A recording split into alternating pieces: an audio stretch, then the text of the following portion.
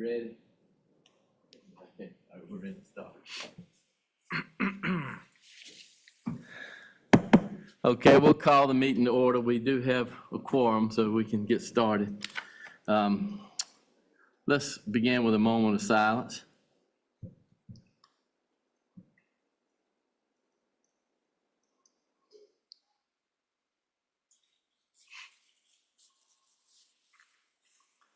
Let's all stand for our Pledge of Allegiance. I pledge allegiance to the flag of the United States of America and to the republic for which it stands, one nation, under God, indivisible, with liberty and justice for all.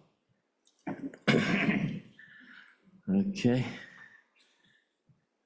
We need to approve the agenda for the work session. Do I have a motion to approve the agenda? Move we approve the agenda. Do we have a second? Okay. All in favor signify by saying aye. Aye. I, Broadnax Taylor. Aye. So the agenda is approved. We'll begin our budget work session. Mr. County Manager. Great, thank you, everyone. Good evening again, everyone. Welcome to our budget workshop. I believe this is session number 3. The goal for tonight is we want to look at the enterprise funds. That's Fund 61, 62, and 66. 61 is our enterprise fund, our water and sewer revenue. What's particular, just as a note, what's particular about these enterprise funds, the general statute says when you have an enterprise fund, you have to have it separate, a separate fund set up from the general fund. So when we talk about general fund, fund balance, that's separate from the enterprise funds. The enterprise funds are supposed to be self-sufficient. They generate revenue to cover the expenses. So we're gonna go over each of those on tonight. And that'll be all for the presentation for tonight, just the enterprise funds. So we're gonna start with Fund 61. And we have it broken down. The first worksheet is for the revenue section of Fund 61. You can see that we have 3.9 million total budgeted for enterprise revenue. That's an increase from previous year of 3,773,000. Total of $132,000 increase in revenue. And you can see the water revenue is basically 3.6, not too much difference. It's a little bit lower than previous year, but what we're seeing is a little higher sewer revenue of 151,000. These numbers are put together by our Director of Public Works, Ms. Becky. She doesn't show the calculations here, but she basically looks at the usage, year-to-date usage, and calculates based on that where we're gonna fall out for the year. So again, it's not a major significant increase, but it is a nice increase of 131,000 in water. Now, again, the $3.9 million, as we scroll down, you will see the expenses related to Fund 61. I'm just gonna scroll all the way to the bottom. So you can see 3.904, the same amount in expense as we have in revenue. So your revenue and your expenses must match at the end of the day. Just gonna go back at the top. Look at our expenses. Overall, our expenses from last year was 4,027,000. So we actually we're dropping in expenses by 122,000. So I'm just gonna look to see if there are any significant changes. Starting with salaries, we can see our salary line increase of about 39,000 just on the salary line. We have part-time going up about $9,000 from previous year budget. They added an assistant, part-time assistant office for person in there, part-timer to assist in the office. See, they're just looking for significant changes. About $4,000 in training is being budgeted, staff training.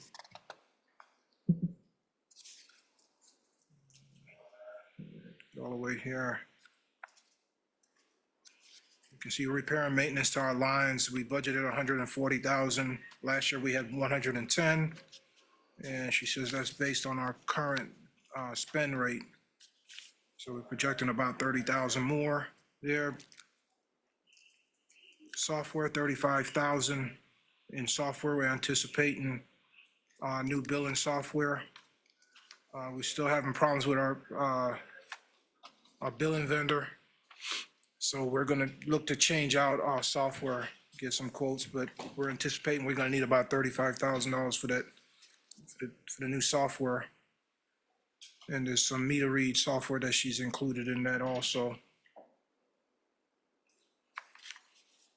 Let's see.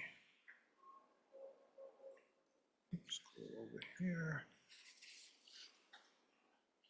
See, we're gonna make some savings up in the software support. That's dropping about 14,000. So even though we're gonna spend 35,000 in new software, we're anticipating our software support to come down about 14 grand.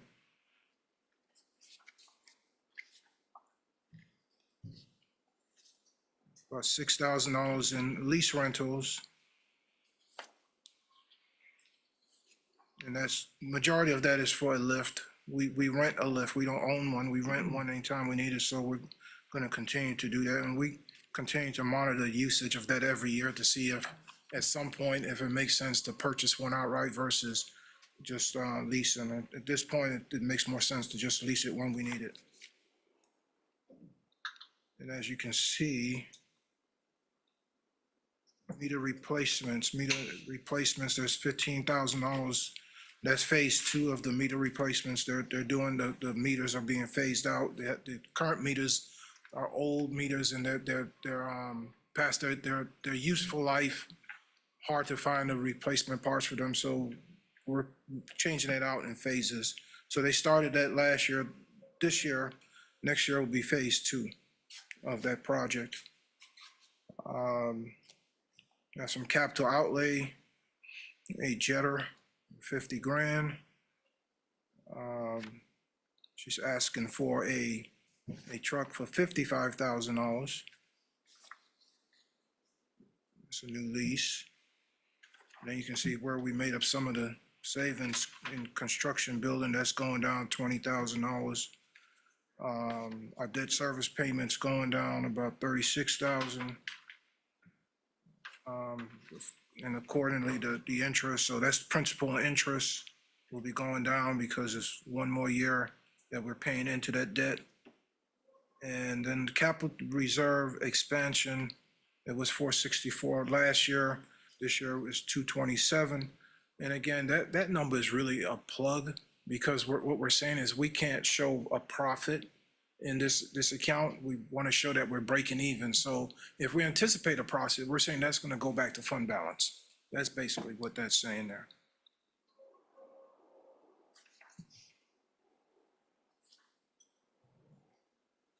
Move on. Fund 62 is Garysburg. Garysburg Water and Sewer. It's not a whole lot of a big change going on this year versus last year. Last year's budget was $783,000. This year is $843. Mr. Kelvin, are you going to take questions as we go along, or? You can stop me at any Oh, time. absolutely. Can we Yes. go back to the water department? Sure. And Ms. Phillips, speak up. So everybody. Corey, can you turn this up? Yeah, but I can't lean over.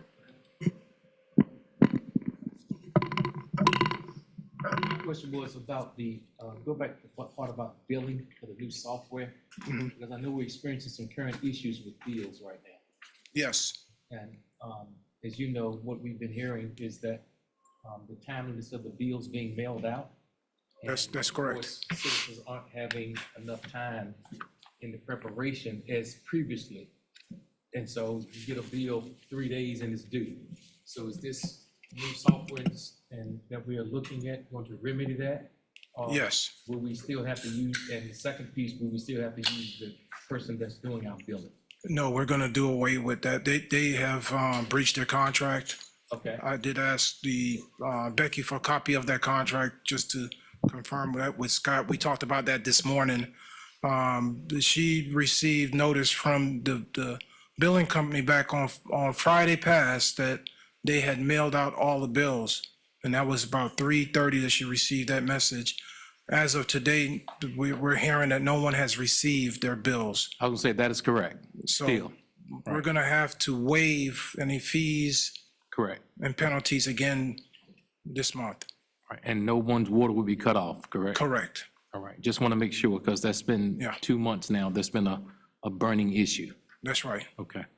Yeah, I was gonna mention that later on, I but that's good. I Yeah. knock that I out. just figured while we own the enterprise, let's talk about Public Works while we're there, That's right. okay?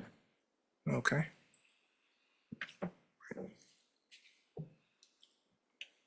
All right.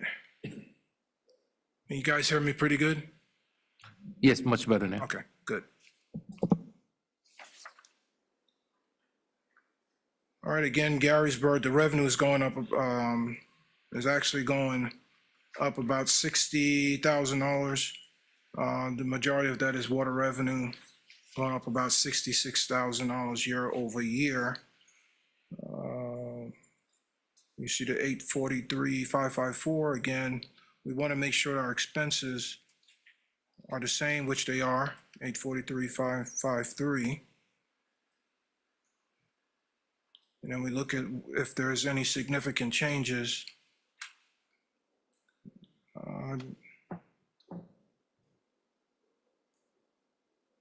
Got some utilities expenses going up about $4,000 and sewage treatment going up about $4,500. Those are based on the current trends that we're seeing.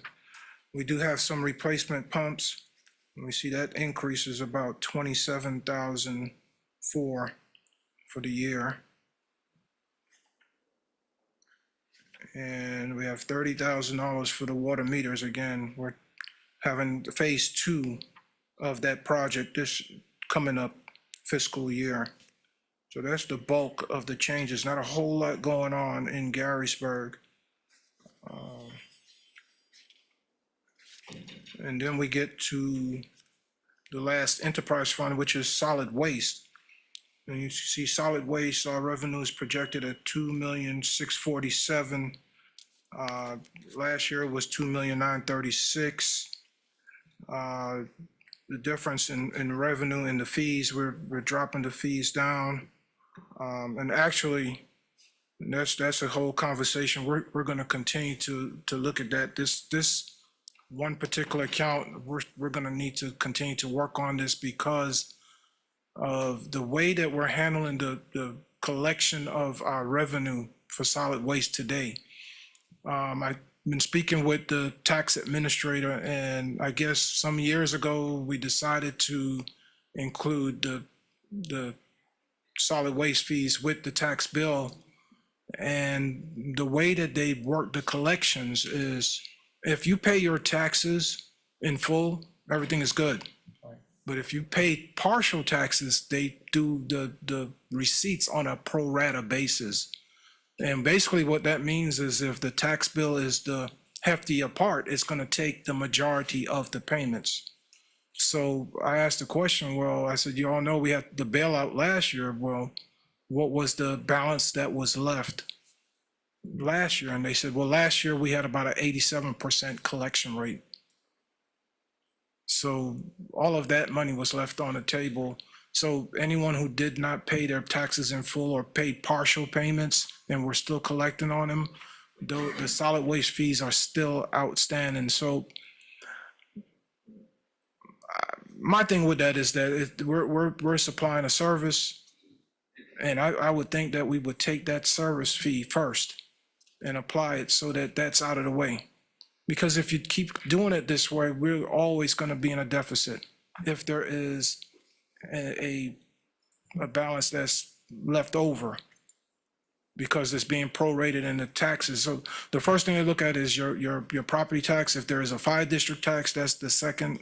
And then, of course, that the solid waste fees is the smallest amount. So if you're doing it on a prorated basis, that's going to be the last one that gets the smallest collection or percentage of the fee collected. So that's contributing heavily to the balance that's due for solid waste each year. And it took a little bit digging, but I finally got the answer just before this meeting. So we still need to do a little bit more work on this. Based on the contract that we did receive, we can take this revenue down, or we can reduce our charge to the citizens between $9 and $15. But now that we take the collection rate into account, do we really want to do that? So that's why I said I need to go back and look a little bit more into this and come back with a recommendation on the next time around. I don't want to tell y'all that we're going to cut this by $15, and really we need that $15 to absorb that collection rate. But I do want y'all to consider changing our process. You know, we could talk about it a little bit later in a more appropriate time, but when we receive that money in, how we apply it. I really believe if you're supplying that service, we need to knock that out first. Because if you leave it as an aged receivable, then it's going to last for years and years and years until it gets written off. If you look at solid waste, over 90% of the revenue from solid waste comes from solid waste fees. That's your curbside pickup. Everything else is I hate to say it this way, small potatoes, but it is. You've got some revenue from white goods and scrap disposal and solid waste disposal fees. You got $35,000 from tipping fees.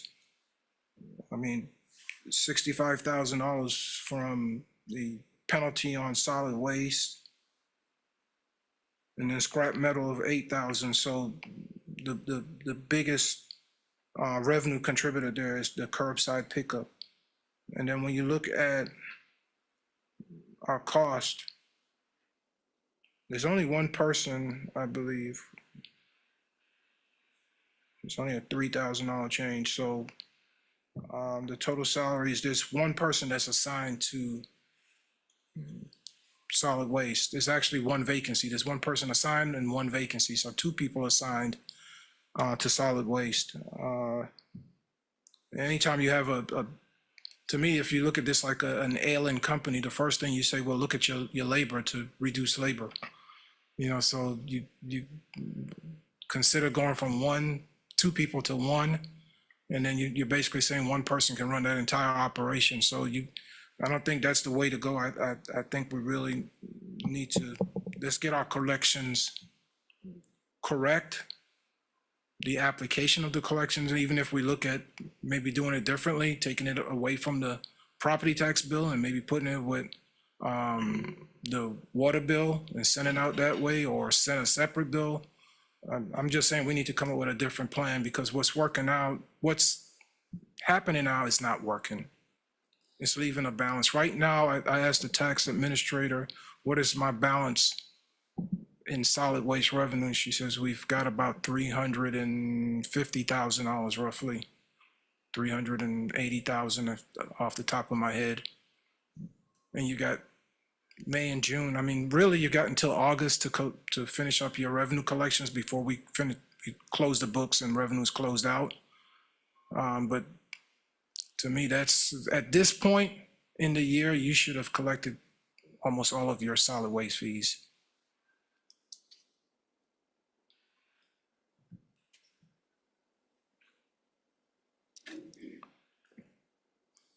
You go through the expenses, you look at each of these line items. I mean, there's small amounts. There's not a whole lot of change year over year. And then you see the curbside pickup where we reduced it 323,000. And that's just based on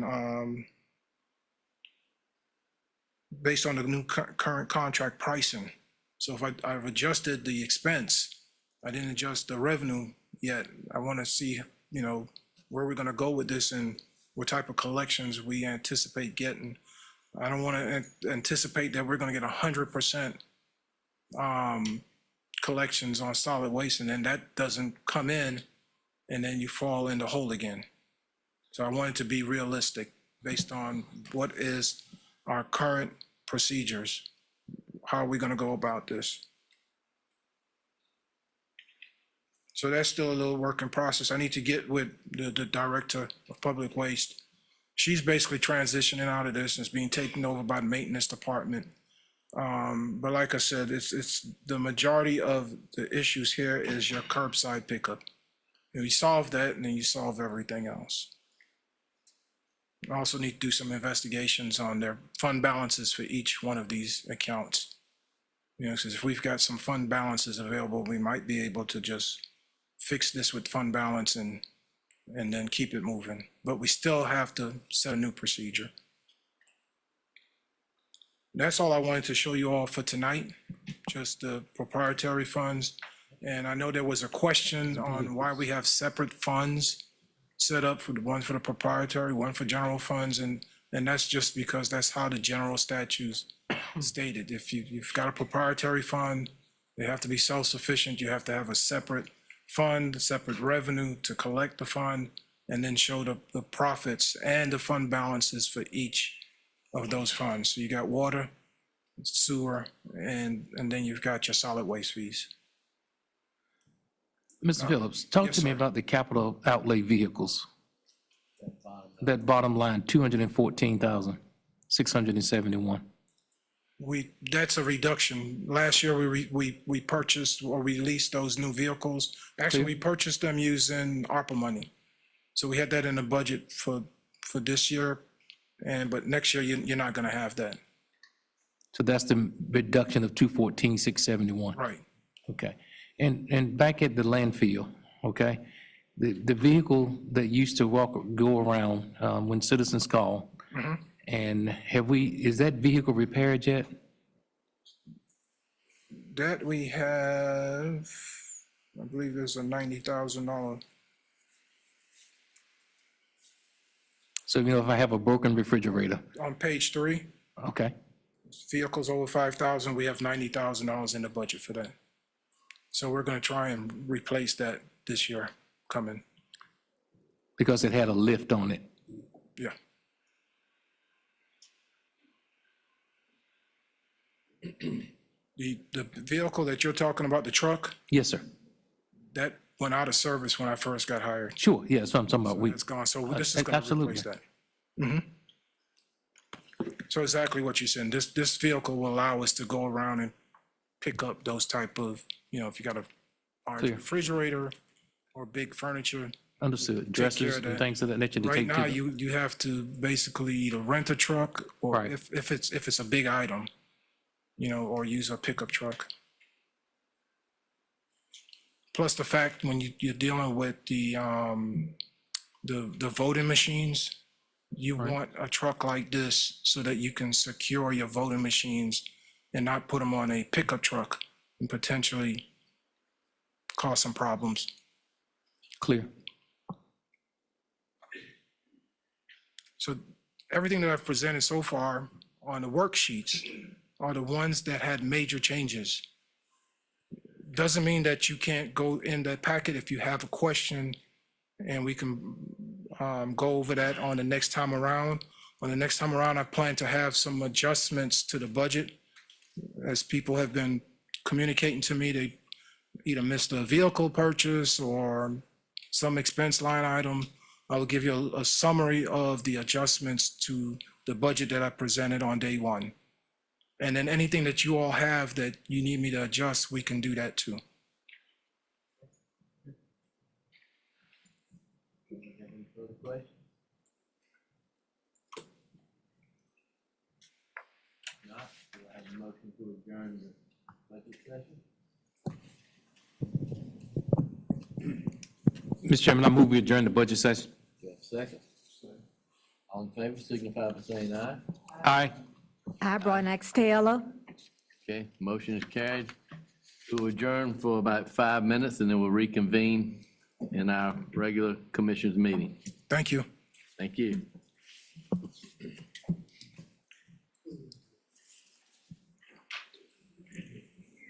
So where are we?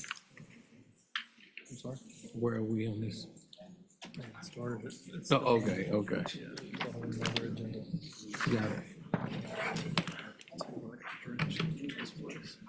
Yeah, that got, it's a bad idea. Hey, Scott, hey, how you doing, brother? Scott and Kevin, Yes, sir. the footprints in Northampton I put at your spot is a gift from Mr. Glover. He reprinted that at his own expense for the Oh. 250th anniversary. Oh, wow, thank It's you. coming up on the 250th. I appreciate it. Thank you, thank you. Think your dad would like one, Scott? He has it. Okay. He has it, but thank you.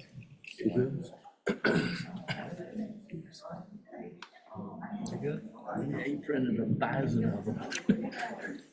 Hey, Brother Webb.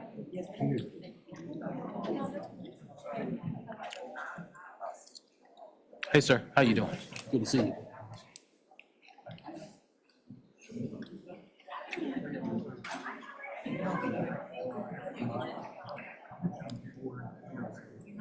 I'll be honest, I noticed mine wasn't turned on. 13 for 14. It's fine. I'll make it work.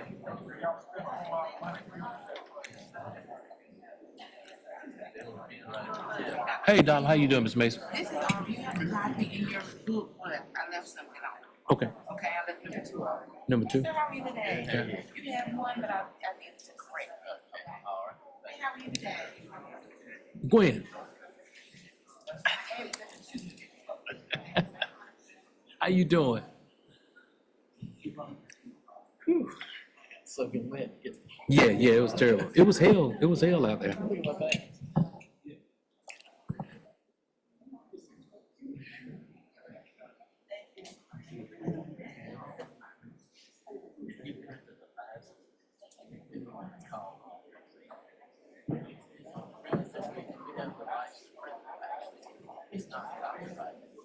All right, how are you? Good, man. Very much. I'm okay.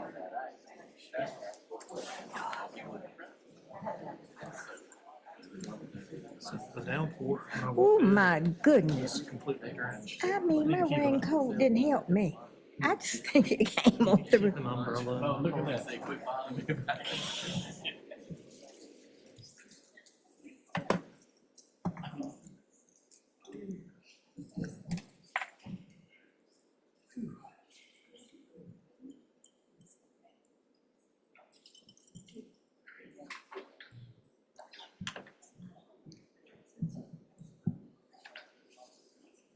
Our mics are on when they are red, right? I mean, it's on. It's on. Okay, okay, okay.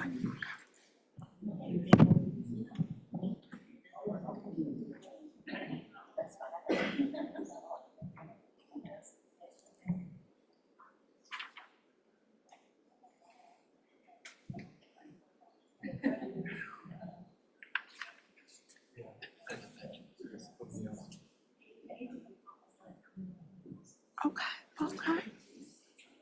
Mhm.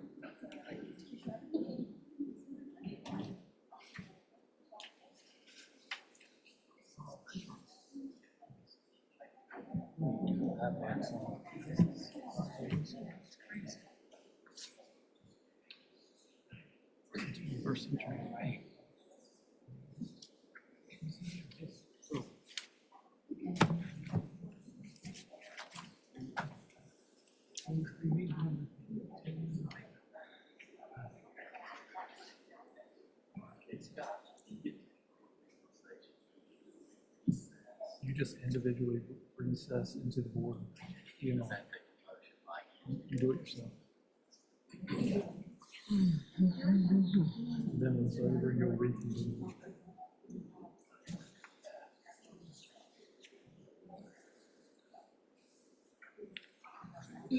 Okay, thank you.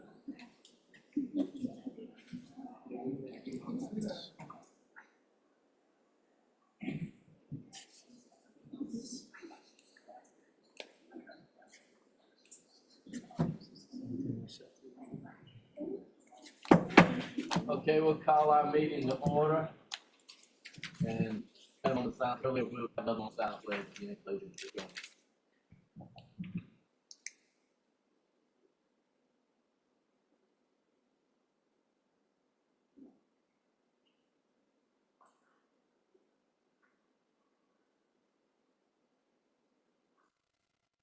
Let's stand for our pledge.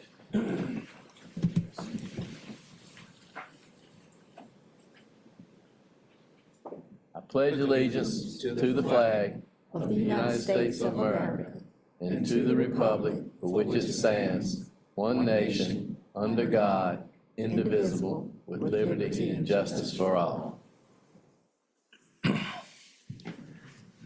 Okay. You have the agenda before you. Do we have a motion to approve the agenda? Mr. Chairman, I move approval of the agenda as printed. Do we have a second? Second, Okay. All in favor of approval of the agenda signify by saying aye. Aye. Aye. Aye. I, Barnex Taylor. Okay, motion is carried, the agenda is approved. And now we have our conflict of interest statement.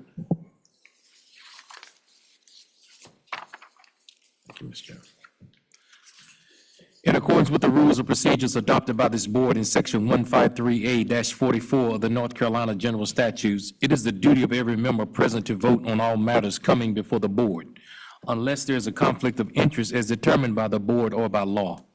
Does any board member have a conflict of interest with respect to any agenda item coming before the board today? If so, please identify the conflict, and the board will consider the matter. No conflict, Mr. Chairman. No conflict. No conflict, Barnex Taylor. No conflict. Okay, now we will take a brief recess for the Board of Equalization and Review.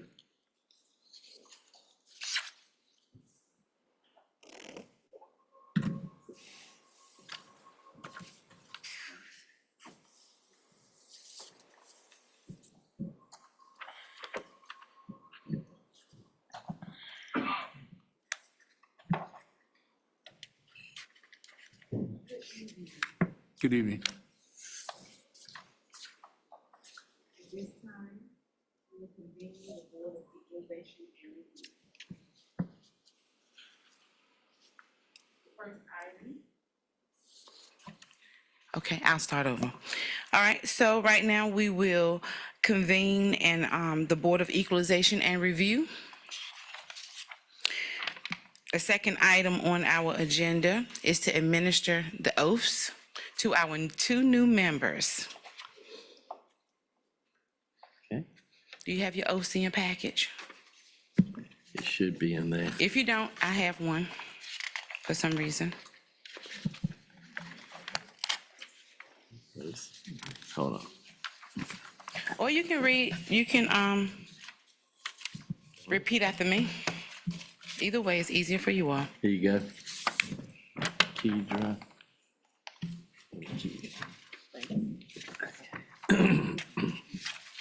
Okay. All right, so I have the Bible right here.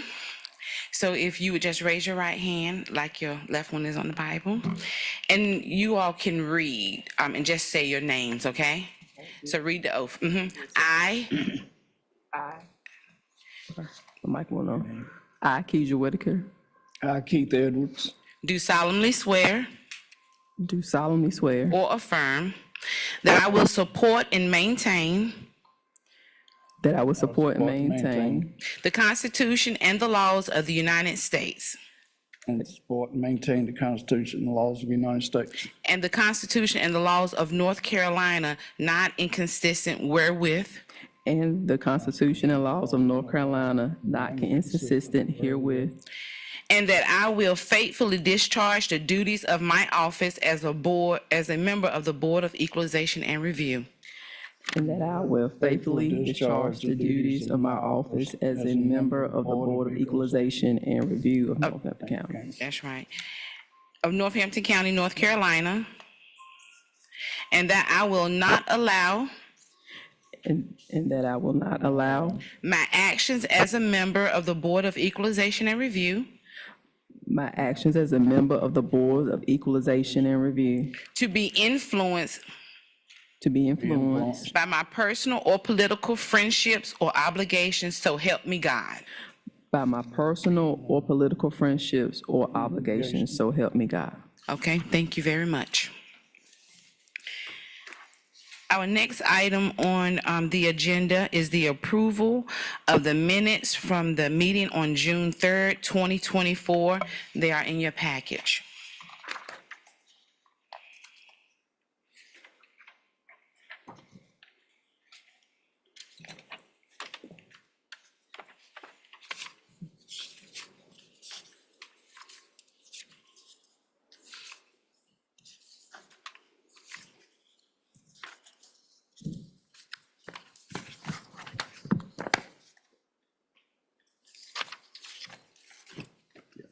Find that.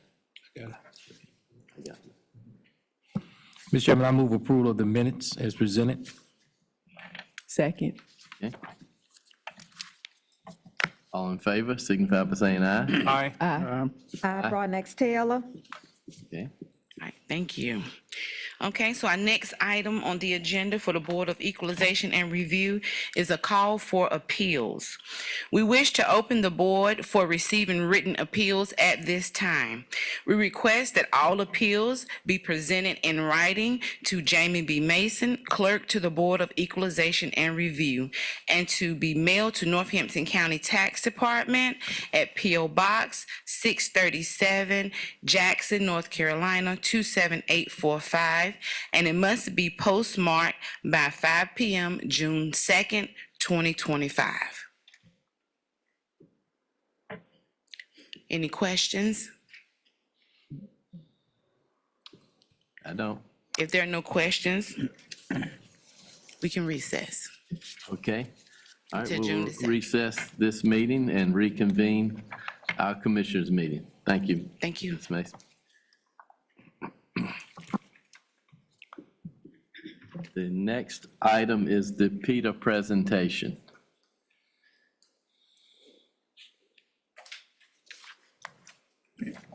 Good evening. Good evening.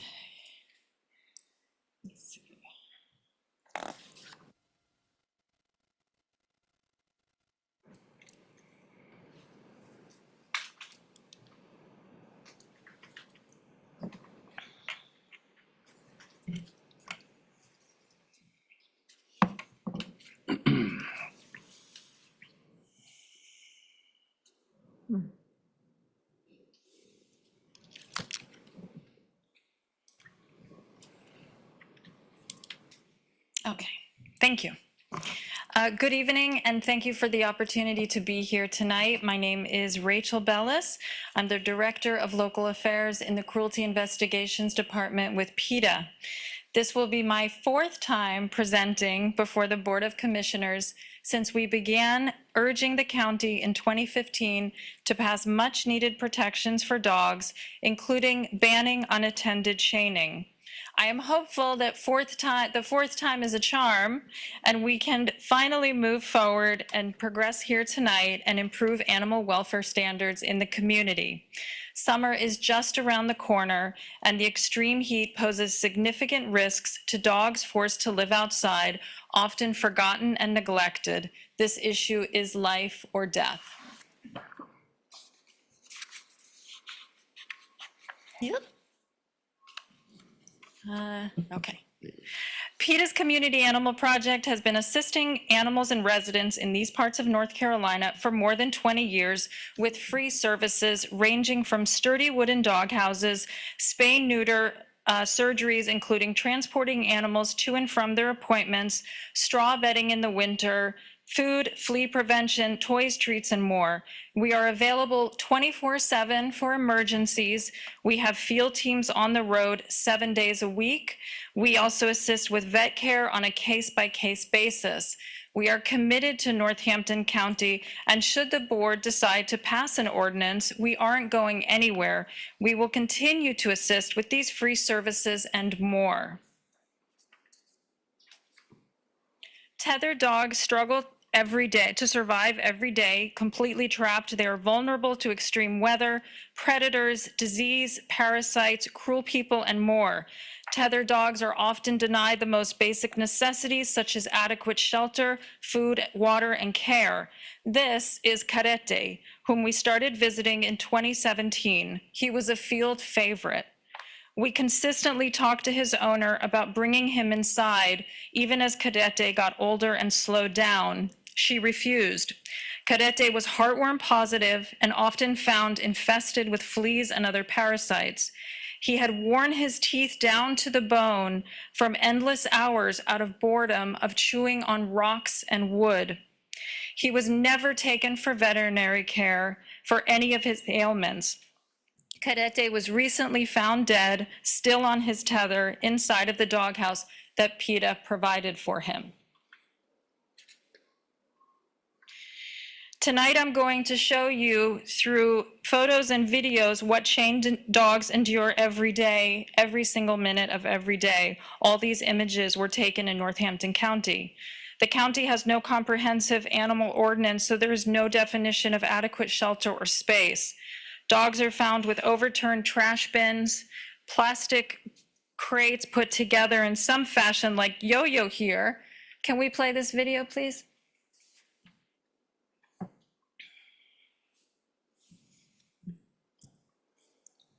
He's also tangled, and you will see the shelter. That is his shelter, crates put together. And Fiona, who has only a wire crate with some fabric covering it.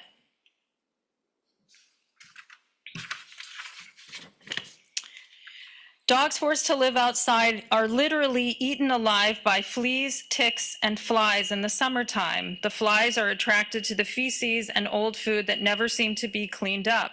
Trapped on the chains, dogs have their ears literally eaten off. We find dogs like Rusty. Well, so this is Sugar, and those are flies in his ear, in her ear. And then this is a video. If you could please play the video. This is Rusty, who is infested with fleas. And I don't know if you can see all the fleas crawling on him, but dogs who are infested with fleas can become anemic and die.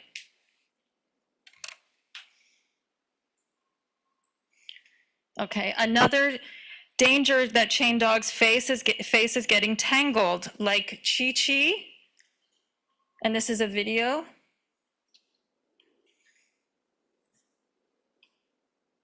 So that is all he can move, because his chain is tangled. Or Blue, who we found outside like this, his chain had gotten tangled on the pallet of wood. Nobody came out to check on him, and this is how we found him, and he was already deceased. The dogs we are asking you to protect are those like Chewy and Abel, who are kept outside, chained 365 days a year in all weather extremes. This ordinance would not penalize people who tether their dogs while they're tending to their garden or mowing their lawn and want to give their dogs some fresh air without worrying that they will run into the street and get hit by a car. We also find dogs with embedded collars, and excuse me, some of these are graphic. Chained dogs are often used as cheap alarm systems or breeding machines. They are not considered companion animals. No one is spending time checking their collar to make sure it's big enough or that it hasn't grown into their neck. Adley, whom we emailed you about a few weeks ago, who was the tethered Chihuahua outside that had the embedded collar, she was treated on our clinic. Her wound was sewn up, and she has since been adopted into a loving family. That was Adley. That was who we emailed you about a few weeks ago. Chained dogs are often found without food or potable water.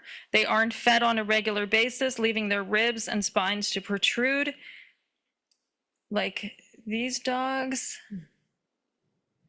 And then this is Kane, and this is a video, if you could please play it. Kane had no water when we found him.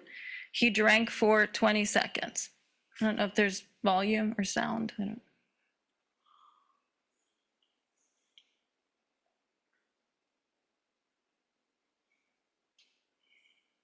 And this is him drinking and drinking and drinking and drinking.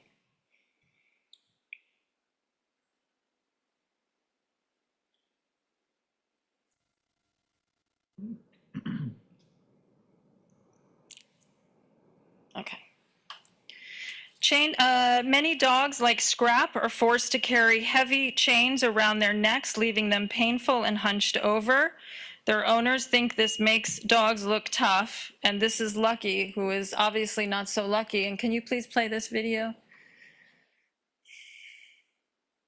And this is the chain that he carries around every second of every minute of every day.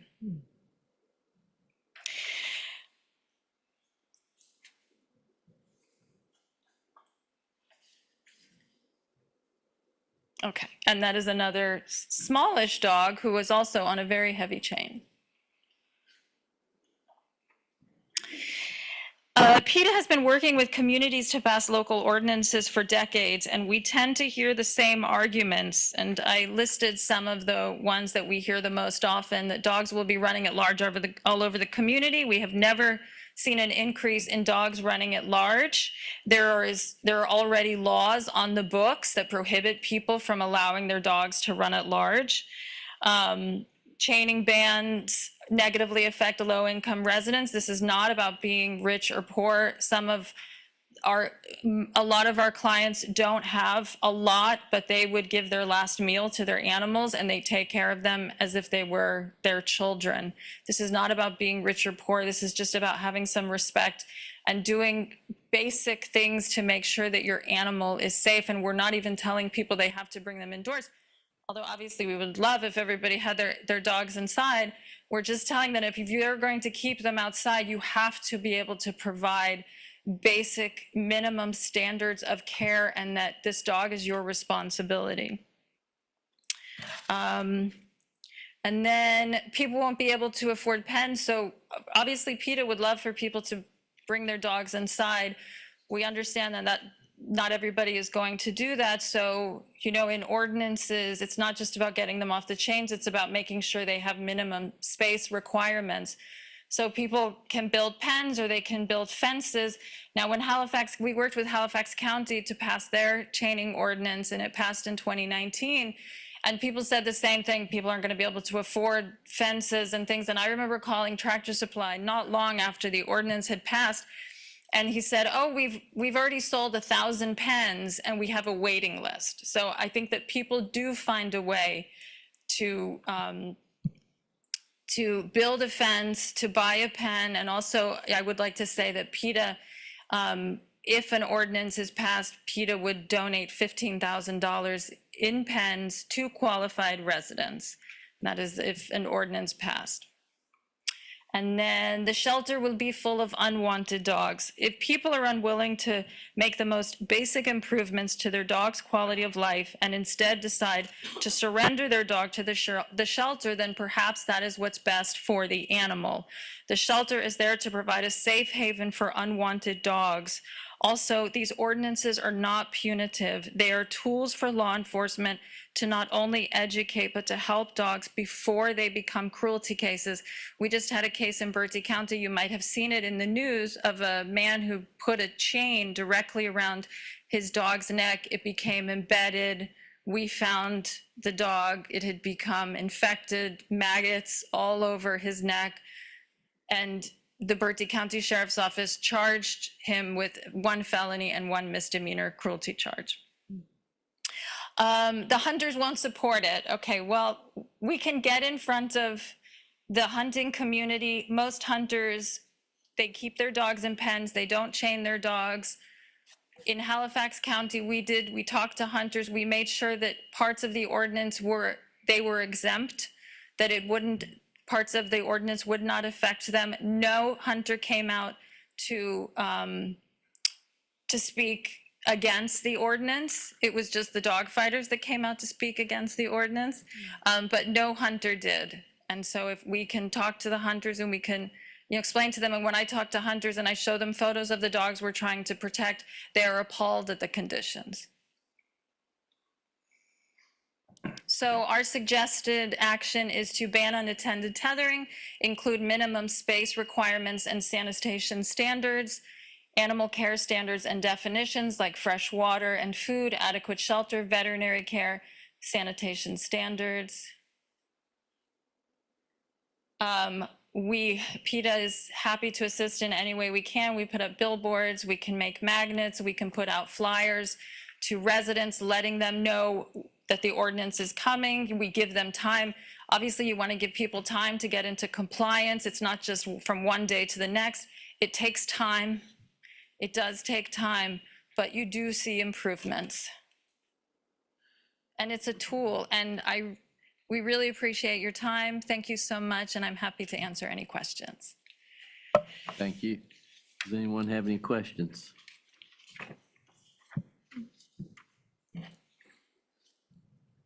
Okay, thank you. Right, you said that $15,000 in the form to help about pins? Yes. Okay.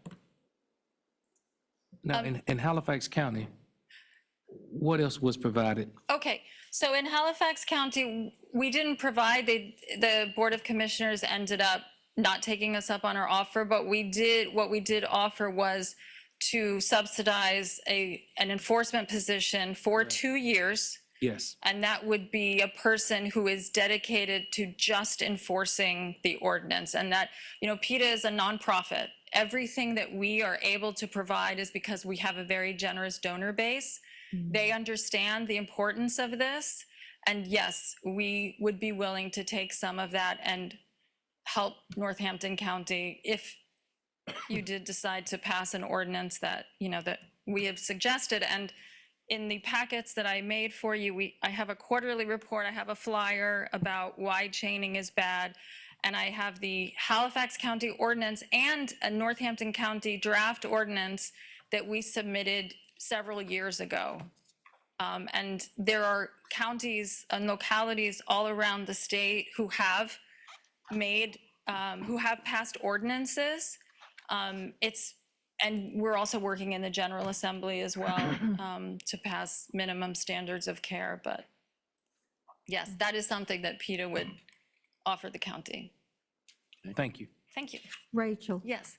so you said you would be available to come back and talk to our hunters if they had any concerns? Absolutely. I mean, in Bertie County, we're also trying to pass an ordinance, and I have tried reaching out to the hunting community through residents and contacts, and I can't, but absolutely, we are happy to speak to anybody who has concerns about the ordinance, and either, at least maybe not get them on board, but at least, ask them if they could stand down and just stay neutral on it, because we are trying to protect the most vulnerable dogs in the community, and those are the ones who are kept chained 24/7. Like to thank you for coming from Virginia Beach on this terrible night. Thank you, and I would like to thank, really quickly, Mayor James from Gaston and Mayor Newcomb from Rich Square for coming tonight. Gaston and Rich Square have chaining bans in their towns, and I really appreciate them being here for support. Thank you. you. Thank you.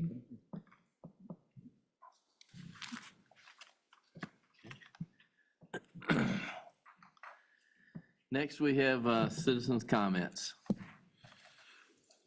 Citizens, those who have signed up, when you're recognized, please approach the podium. Your comments will be limited to 5 minutes. The chair will cut off all speakers exceeding their allotted time. If you have any questions of the board, you'll receive a response from the board or county staff. The board will not respond or otherwise engage in a dialogue with you during your allotted time. Pursuant to North Carolina law, this time is allotted on the agenda for the purpose of allowing public commentary on county business.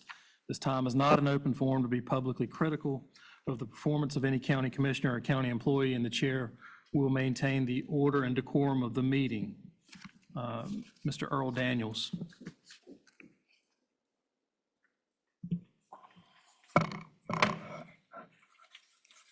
Thank you, Mr. Chairman and county commissioners. I think I stated in February, I hoped that was the last time I would comment on the audit. But at the April 21st meeting, the county manager took an exception to my reference to the 2024 audit, county audit being a failed audit. He was right to do so because the audit in its totality was not a failure. However, there were areas of significant multiple failures. I believe all would agree the most important and serious examination of a county financial operation is the annual audit, and it must be treated as such at all levels of county government. With that in mind, you are reminded that the 2023 audit identified 4 material weaknesses, which are more serious findings of an audit. A material weakness is a red flag signal there are serious defects in a specific area of the county's financial operations, which, if not immediately corrected, could lead to catastrophic financial failures. At that time, the county acknowledged those findings to be correct and submitted an action plan to correct those weaknesses. The 2024 audit revealed, in my opinion, as a certified government financial manager, there was possibly 3 serious financial management failures. And for those who might have reservations or questions of whether or not I am a certified financial manager, I have been so certified by the Association of Government Accountants. It's not an easy certification to obtain. The first failure was one of action. The 4 material weaknesses in the 2023 audit were repeat findings in the 2024 audit. In other words, there was a failure to correct the 2023 findings as agreed upon by the county. Failure number 2 was a failure in oversight by the county manager, and some might argue the Board of Commissioners, to ensure the failures were corrected prior to the 2024 audit. To do otherwise is to disregard the seriousness of a financial audit. The third failure, which is possibly in the area of competence, if the county manager did not know there was going to be repeat findings, he failed in a major function of the manager. If he did know and did not so advise the board as to the reasons for the non-corrections, he failed in his responsibility of keeping the board informed. I leave you with this question. How long will we continue to beat the same old dead horse? Every time the issue of deficiencies found in audits comes up, we're reminded of the mess the county finances were in 3 years ago when the manager assumed his duties. What I have not heard is justification for the repeat audit findings, which there was supposedly a plan to ensure their corrections. Thank you. Thank you. Gwendolyn Futrell.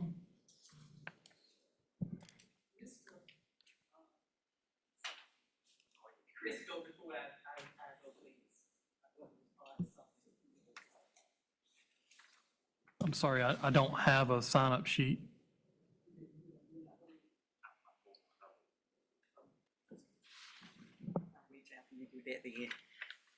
Good evening, Chairman, Vice Chairman, County Commissioners, and Northampton County citizens. I come before you this evening to share with you some of the plannings that we have been doing for the Liberation Day for Northampton County. And I'm sure that all of you already know all about Northampton County's Liberation Day and when it was, important and everything, why it's important. But I just want to come to you and let you know that we have started planning already. The Liberation Day will be July the 12th.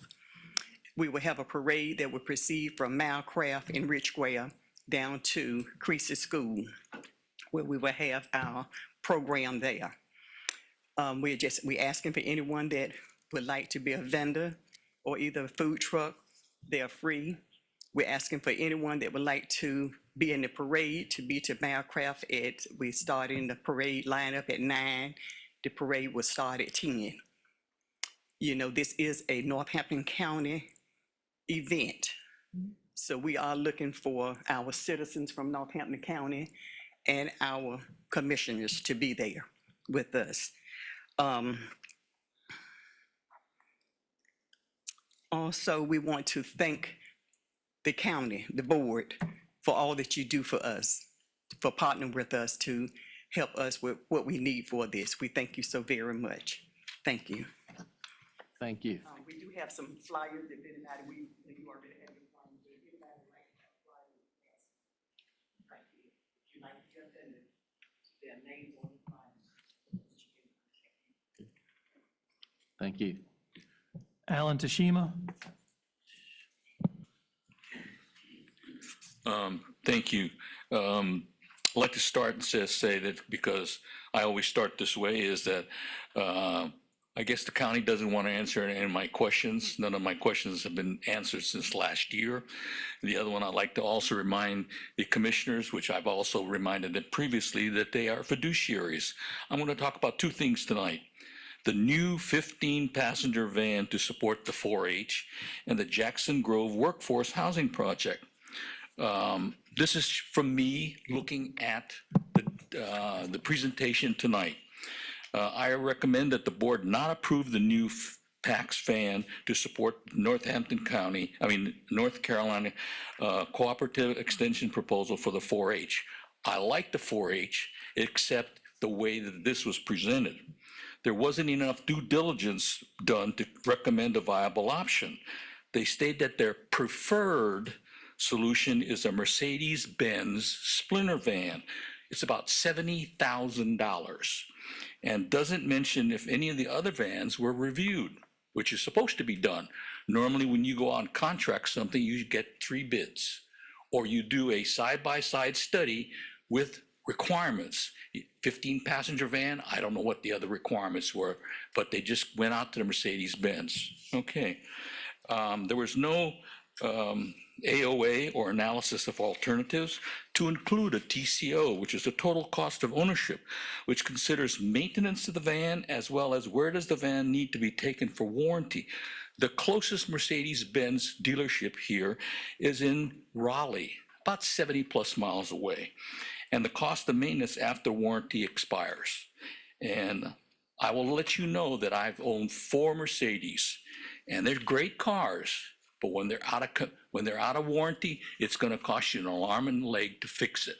Also, this van that they picked is an all-wheel drive. It has 2 transfer cases, one for the rear and one for the front. And that's the same thing like you have on an on a rear-wheel drive or front-wheel drive, but this one's 2. That's very expensive. It goes out. Also, Mercedes uses air suspensions, which is a pump to pump up suspensions. Okay. And then also all-wheel drive reduces gas mileage.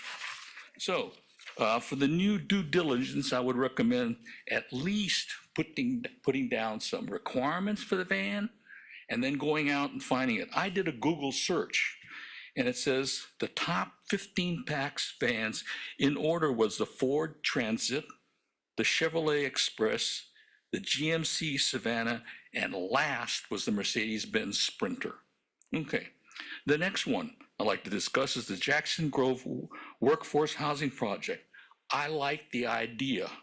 What I don't enjoy is no requirements. What are the requirements for it? What is going to be done? And I know Commissioner Whitaker had asked some of those things, and other people have asked that. Now, the other thing too is when you go through this thing, they've already done a design and engineering. Where's the documentation and the funding that was used to pay for that? If you go through this thing, it was allocated that they spent $520,970 for the architecture and engineering. Where did the money come from? There's nothing in the current year budget to support this proposal. Okay. The draft agreement for the cost of the construction is what's in the package. It's going to cost the county $2,754,000. Why was this a draft? If you're going to have some approval, it should be the final. All you do is sign. It says draft on it, and it's a terrible draft. Okay. The other thing that was brought up is that the county, great for the county, they got a $3 million grant for this thing. They've already spent, which is interesting because some of the commissioners didn't even know that they did this, $520,970 for the architect for the design and engineering, The one that's in the package is for the construction, which is 30 seconds. $2,754,000. Okay, there's a deficit funding of $274,000. The key that I'd like to ask is, this is coming out of the new budget. And I have a quote here from the county manager, says he'll find the money, but there's no money in the current budget. So where are they coming up with this budget? And it gets back to my thing that they keep hiding money in the super secret slush fund. Thank you very much. Thank you. Commissioners, those are all the comments I have. Okay. Next item is the Halifax Northampton County Reentry Council.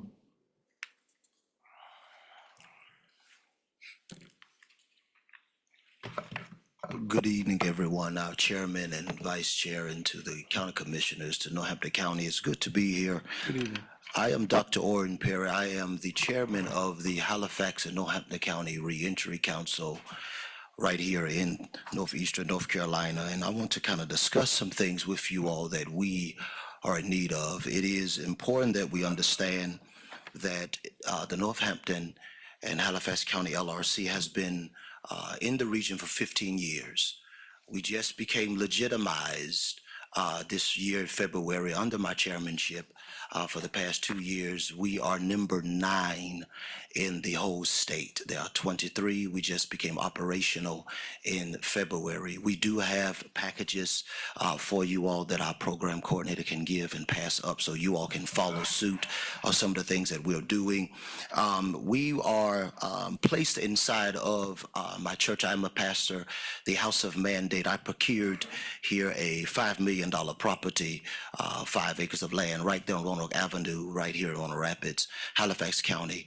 And what we've done is we've taken 6,000, probably about 6,000 square feet of the reentry of our facility and made it a reentry wing where we're servicing the need that is attacking what we call recidivism. Many of you all know that there are several things that we need to discuss as far as criminality. It is no secret. It is no secret that 6% of our counties, Halifax and Northampton County, is being incarcerated. That is 31 individuals. If I was to count this room, that's the room per week. It is happening everywhere. That's not repeat offenders. That's not individuals that we're seeing. We are dealing with a high criminality rate in our community. Being that we are Halifax and Northampton County, we are servicing over 700 square feet. If you all know, Halifax County is number 6, the 6th largest county in North Carolina. When we couple Northampton County with it, we become the 4th. We have over 65,000 some odd population of citizens, and about 33% of our citizens are incarcerated or have previously been incarcerated. And so what we've been discussing is we have now been approved of a $250,000 grant that is a revolving grant by the NCDAC, the North Carolina Department of Adult Correction.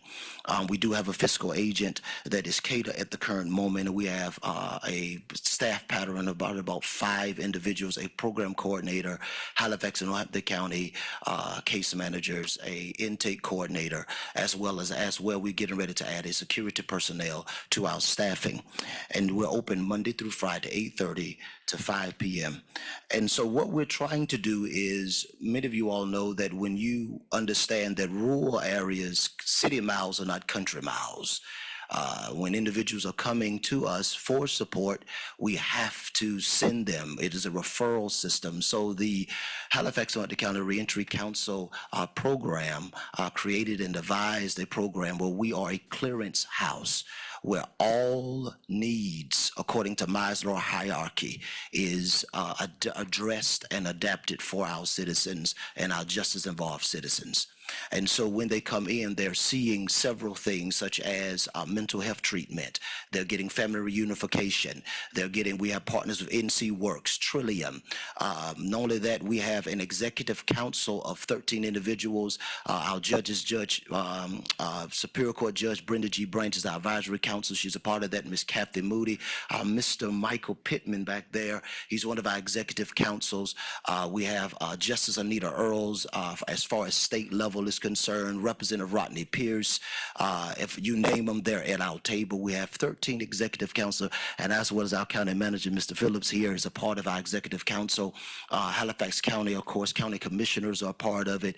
Ms. Kathy Scott, Economic Development, Halifax County, you name them again, they're at the table with us. And so what we're having issue is, as you all will see, again, that while we are in need of support, we need a fiscal agent that will help secure or help triage some of the funding that we are getting every year. And so what we've been seeing is that there has been a what we call a crisis that we're having, and with the increase of criminality issues, the resources, we hear $250,000 and everyone says, woo, but it's not a lot of money when you're talking about 31 individuals incarcerated per week. It is no secret that our jails have been shut down. It's no secret that Halifax County Public Jail, or the county jail, has probably about 80 to 90 cells, and they are seeing 125 inmates per week that's being housed. Their Oldham Correctional Facility has been closed down. We're seeing these issues, and that is when we're talking about servicing them per week, per day, each citizen or each one of our individual justice involved individuals that we're seeing, that's probably about $40 to $80 per day, which in our counties is running us $500,000 annually. Our objective is not to have just a place where we can refer individuals again, but we're trying to recidivize, to come against recidivism and to close jails. Law enforcement, our judicial system, all are reactive.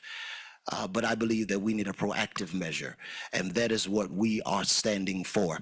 And so what we're dealing with, last year, we put 550 justice involved citizens to work last year. And not only that, we did a regional launch of where we are the first.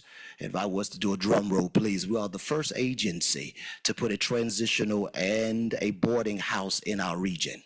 We are one of the only ones, because it is no secret there's a housing crisis.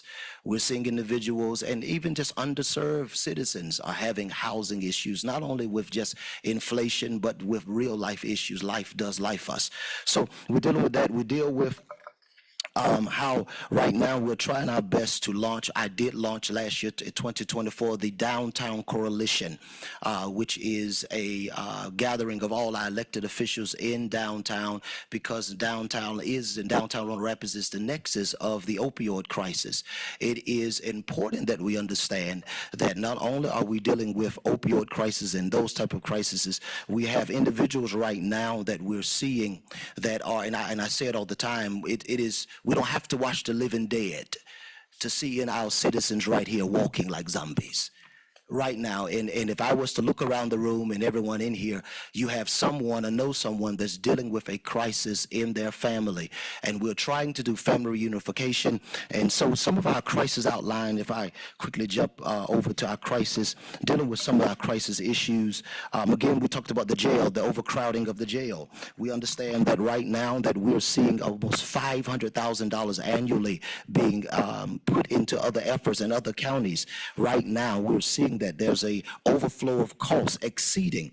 We're dealing with that. And so what we've done is we've conjoined with partners such as Hannah's Closet, Oxford Housing, such as the state level with the Transitional Housing Board, where we are trying to expand our transitional housing units, not only in Halifax, but in Northampton County, where we'll begin to be able to address the needs of our citizens and justice involved citizens. Also doing peer support. We're doing mental health treatment, as we said.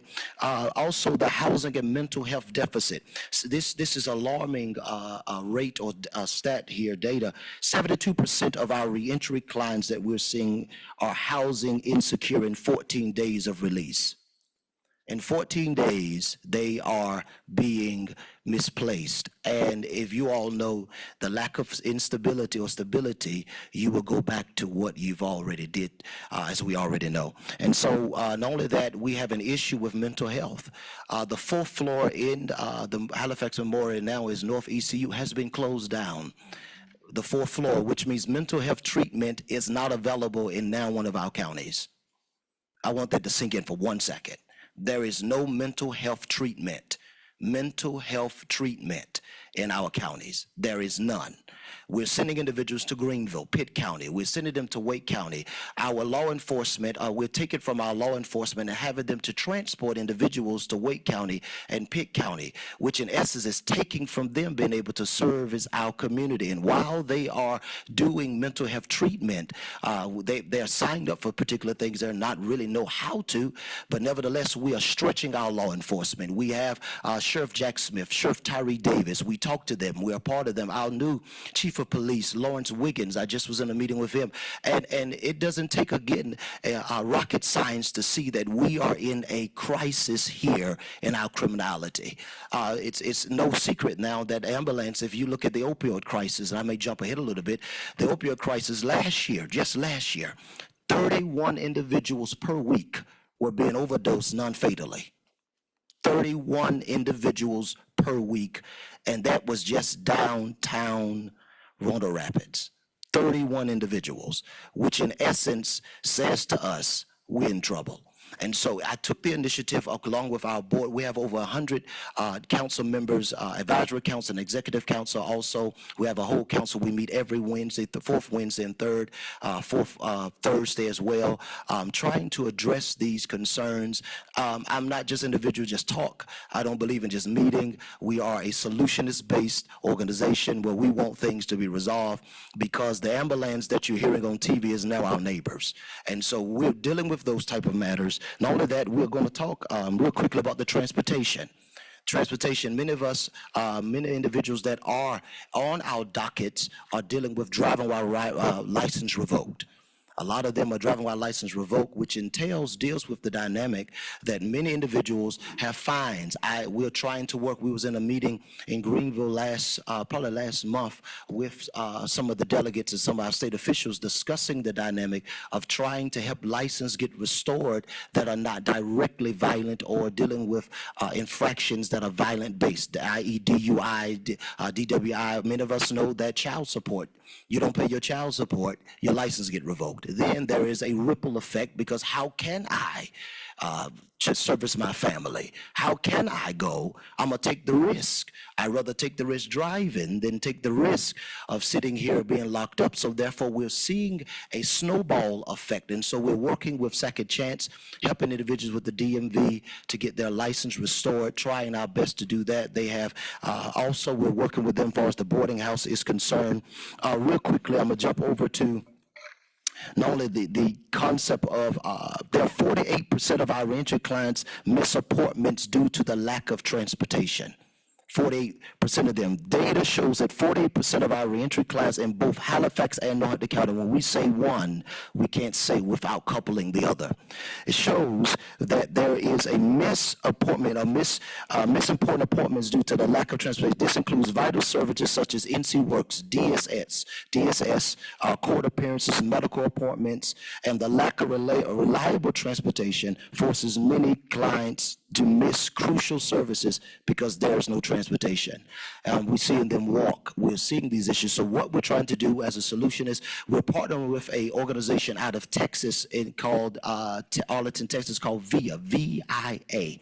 VIA. VIA is a massive rural area such as what we serve, and they have a rideshare service where they have a blueprint of what they've done to present to the counties to see what we're going to do and how we can service our counties. And so we're working on that. Not only that, we're not just trying to get our transportation up, but also our juveniles. We cannot discuss NCDAC without talking about our juveniles. If you look at the criminality stats at this current juncture, that our juveniles' criminality stats are alarming because they're just as increased just as much as our adults. We're seeing gun violence. We have children right now that are ODing with gummies. right in some of our local schools. That's not been discussed. We're having these issues, so we're working to do family reunification. We're trying our best. We have a global partner by the name of the T.D. Jakes Foundation. He's my mentor. Many of you all, this alarming name. He has a SOP that he's giving us with a substantial amount of funding allocated for it. And we need a fiscal agent that has the capacity to handle that. And so we're coming to you all to see what we can do. How can we, not only just for your input, not just asking for your income, your dynamic of intellectual ability, but we need your input because when we leave here today, there is still a crisis. And so we're dealing with these crises and we're trying our best to deal with them the best way we can. I kind of went over real briefly because of time. There's so much more. And if you all want another meeting, I can go much more delve into it so you all can see some of the alarming stats. We do have what we call role model individuals, reentry truth. I call them role models, where we have them being honored by RR Spin next month. Well, this month, probably next month of this month, we will be doing a press release concerning it. Justice Anita Earls will be attending it. Of course, Judge Brenda Branch, our Chief Judge Teresa Freeman. We're going to bring Madam D.A. Kim Beer Scott is there. We're bringing everyone to the table. Probation and parole is there. We're trying our best to resolve the matter. And again, as you go through the data, I admonish you. Just don't see numbers, see our community, because that's us. We are Halifax and North Hampton County. Thank you so much for your time. I know I kind of ran through it a little bit. Any question, comments, concerns, anything any questions I can answer for you? Dr. Perry. Yes, sir. Thank you for the presentation and definitely valued information that we need to hear.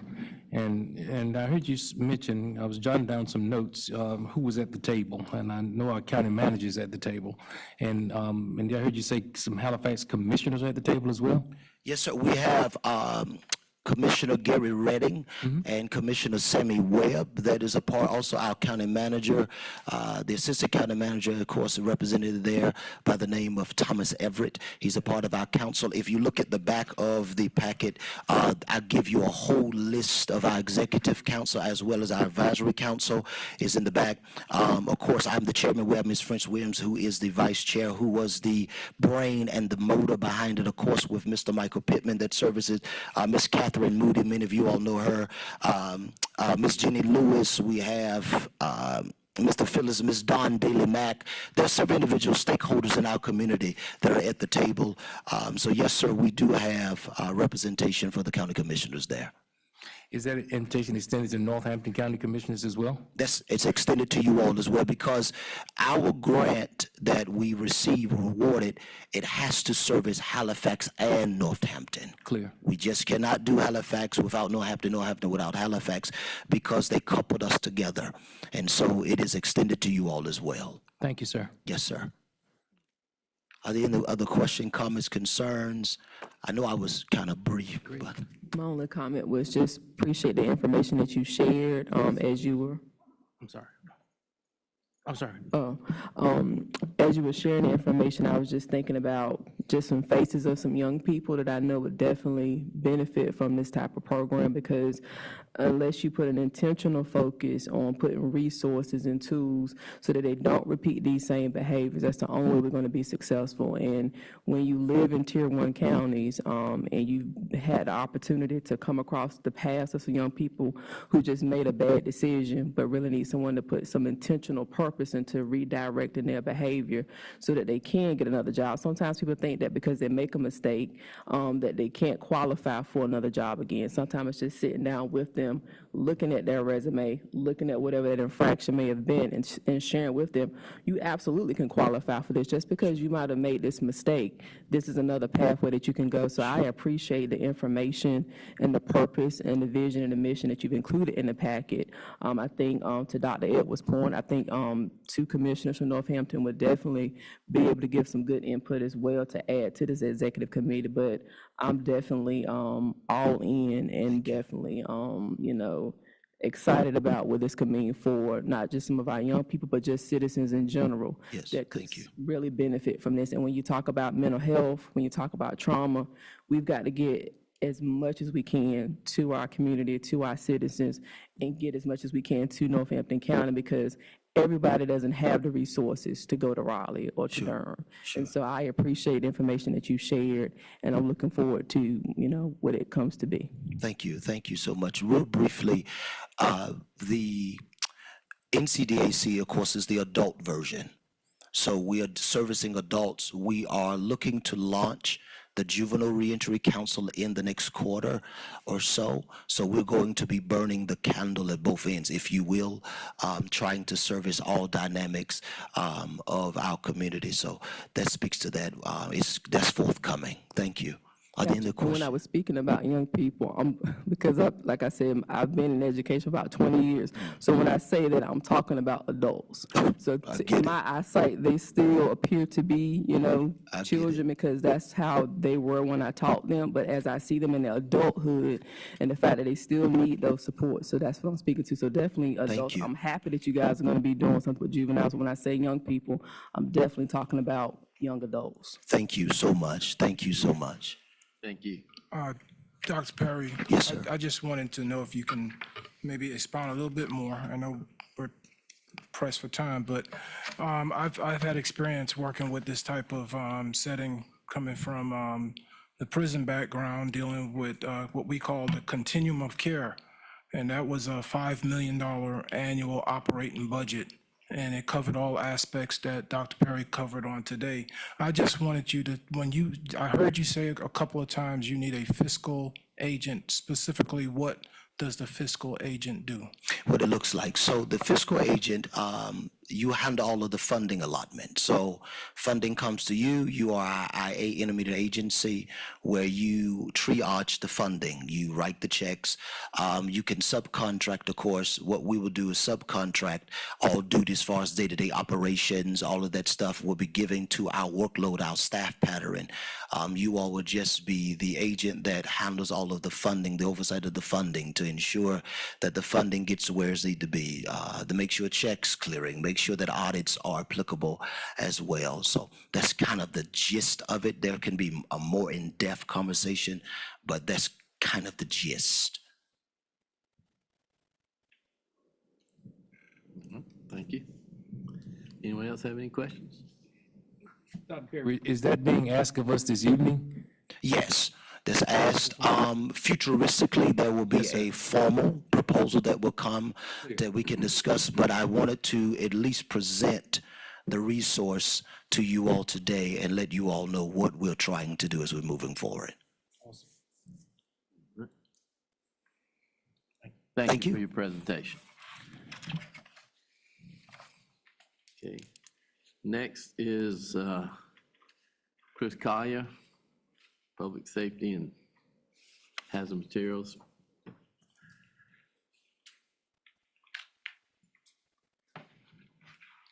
Good evening, citizens, county commissioners. I come before you tonight to explain the grant that's in front of you at this time. Northampton County entered into a memorandum of agreement for a hazardous materials emergency preparedness, which is a HMEP grant with the state of North Carolina Department of Public Safety, Emergency Management on January 2nd, 2025. The performance period for this grant is from October 1, 2024 to February 28, 2026, and the total grant award is $16,000. This grant is available to local governments to assist in the cost of developing and maintaining a hazardous material emergency management program. Our grant application description consisted of Northampton County LEPC, which is Local Emergency Planning Committee, will coordinate with Northampton County Emergency Management to contract with a reputable contractor to carry out a hazmat transportation specific tabletop exercise. Northampton County LEPC, I can't have C. Emergency Management and Emergency Response partners will all participate in this exercise. The lessons learned from the tabletop exercise will then be used during a regional joint full-scale exercise with local and state partners.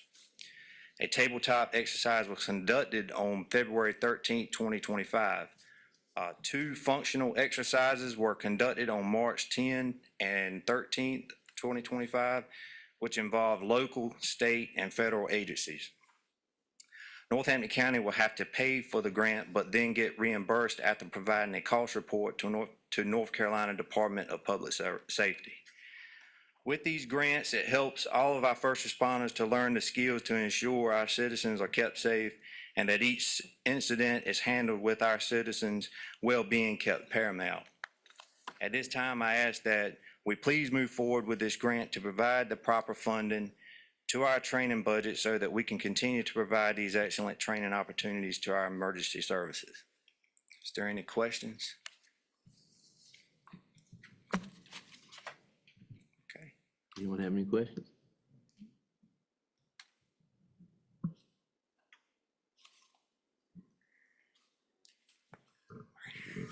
Thank you, Chris. I do have one more thing. Okay.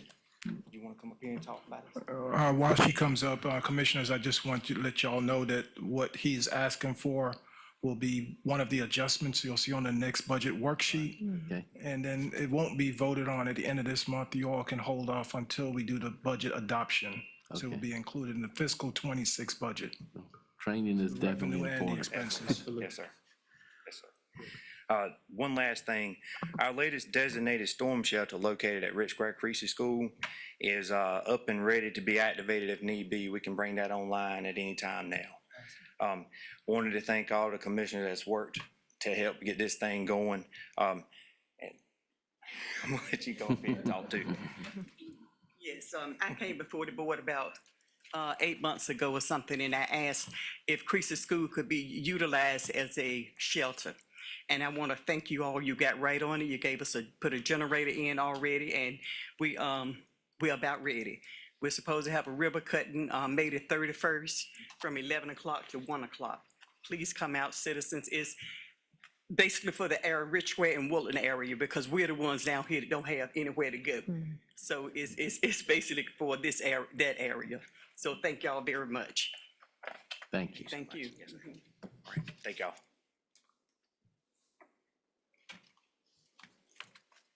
Okay. Next item is the Aging Department.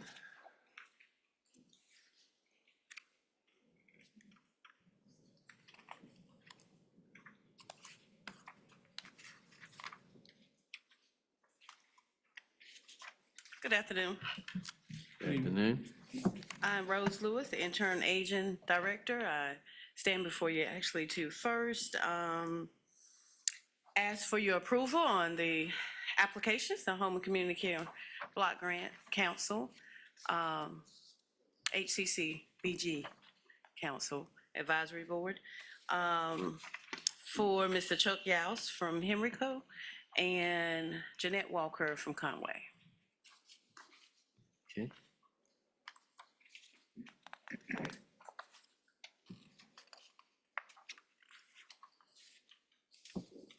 And secondly, I come before you to ask for your, approval just to submit for the Monarch Grant. Joyce Buffalo, the Agent Program Coordinator, she submitted last year and received the Monarch Grant last year, and they asked her to resubmit this year. It's a grant totaling $5,000. It's to assist with senior center activities and actually with the homebound population for our home delivered meals participants, to actually get them some activities into their home, whether it's puzzle books and so forth in little boxes. And she's sitting back there to help. Yeah, it's Joyce.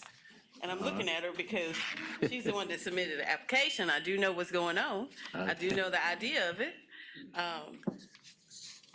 Yeah. So we talked about the little containers to send home with our home delivered participants, to get them, make sure that they're active in whether it's the word find puzzles. You know, our seniors like to color. Just to kind of keep them active to prevent social isolation. That is very important. My mother, It is. who recently passed, spent her last couple of years in the nursing home, and she colored the pictures and they had all over the walls at the nursing home, the pictures that she colored. So things like that are very important. And we also, Joyce, thank you, also passed out some flyers, and you all have flyers before you. One of the things is Monarch has stated that we could use some of the funding as well that we received this year. The grant that I was speaking of is for next fiscal year as well. We have the Caregiver College that's coming, as you aware that, you know, we receive quite a calls on, you know, dementia, Alzheimer's. So, yep. Anyone have any questions? No questions? Well, All right. thank you, and this will be on the meeting next month for approval. All right. Thank you so much. Thank you.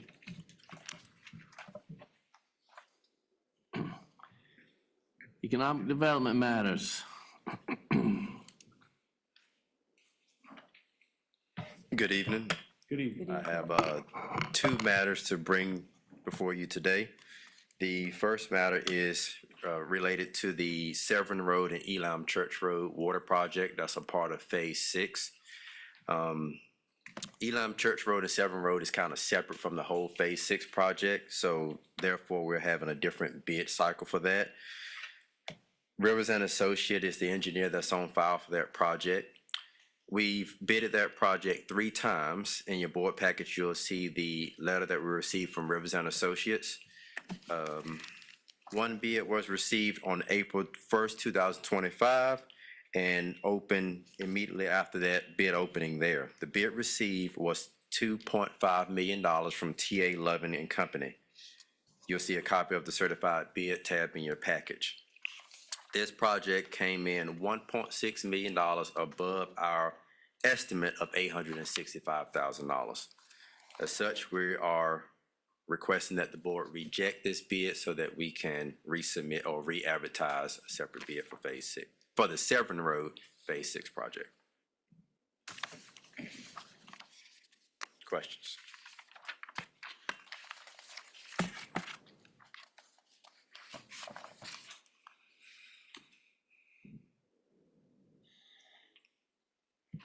Do we need an action item on this, Ms. Phillips? Do we need a vote on this? I believe Rejection of it? we had down that your presentations would be an action item. So we do need to, do I have a motion to reject the bids? Mr. Chairman, I move rejection of the bid. Second. Any discussion? Not all in favor of rejecting the bids, signify by saying aye. Aye. Aye. Aye. Brynex Taylor. Okay, motion is carried. Notify them that we rejected the bid so we can re-advertise. Will do. The second piece is I'm representing to you the Jackson Grove Workforce Housing Project for the board's consideration. Based on my last presentation, it seems like that there's a little misunderstanding of the project itself or the timeline of events, so I'm just going to do a really quick recap of what the project is. So to summarize, Jackson Grove, formerly known as the Workforce Housing Project, is a 10-acre residential community located on Highway 305 in Jackson, straight down the street beside Central Elementary School. Northampton County purchased this land in 2020 for $33,500 with the intention of prompting a housing development or some type of growth in the county. The 2040 comprehensive plan speaks to a critical housing shortage. You all can turn on the news and watch NBC, CNN, Fox News if you have it, whatever your choice may be, and see that there is a critical housing shortage. So what I want to go through is kind of a timeline of events that kind of takes us from beginning to the end so you can understand how we got to this point. In August 2020, Oakley Collier Architects was approved by the Board of Commissioners to provide design and architectural services for the housing development project, as well as other key projects.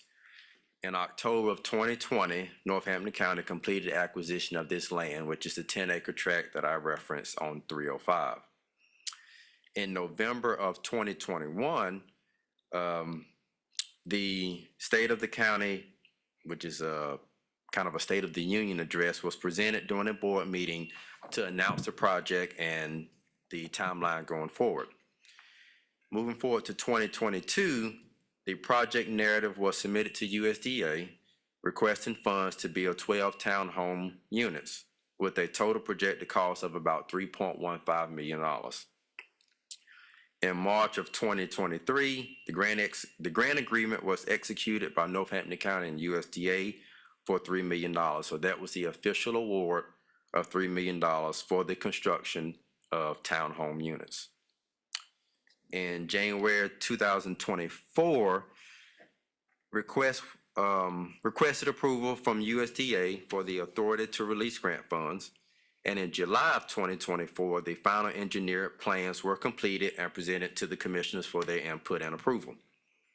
August 6th takes us to the first notice of bids that was publicly released by Oakley Collier Architects. All of the bids received were considerably above the projected amount of $3 million. As such, we re-advertised bids for a second time. The bids came in slightly lower with the lowest bid received of $2,754,000. So considering the bid amount of $2,754,000, the architectural service of $520,000, the total estimated projected cost is $3,274,970, which leaves a funding deficit of $274,970. We are requesting the board to consider the matter and approve the funding deficit of $275,000. I rounded up. In your package, you'll see a draft contract that was presented to you from Group 3 out of Kinston, North Carolina. We do have the final contract, which was received after the board packages were distributed. County Attorney, Mr. McKellar, has reviewed those, and we have no concerns with that.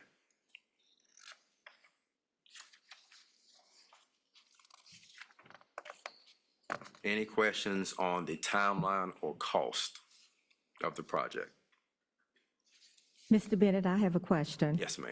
You mentioned something about a State of the Union.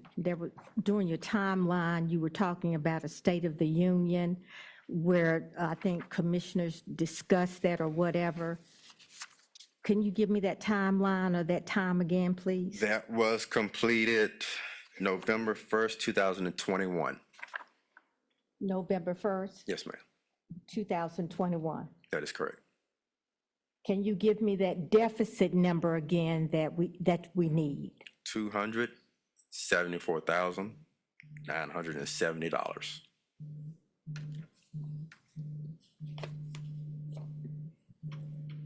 I also wanted to bring to your attention, as requested at the last board meeting, Group 3, who was the successful bidder, extended the contract until May 6th, which is tomorrow.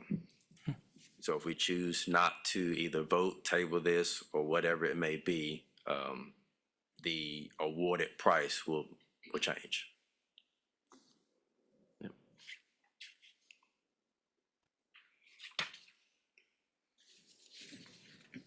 Anyone else have any questions?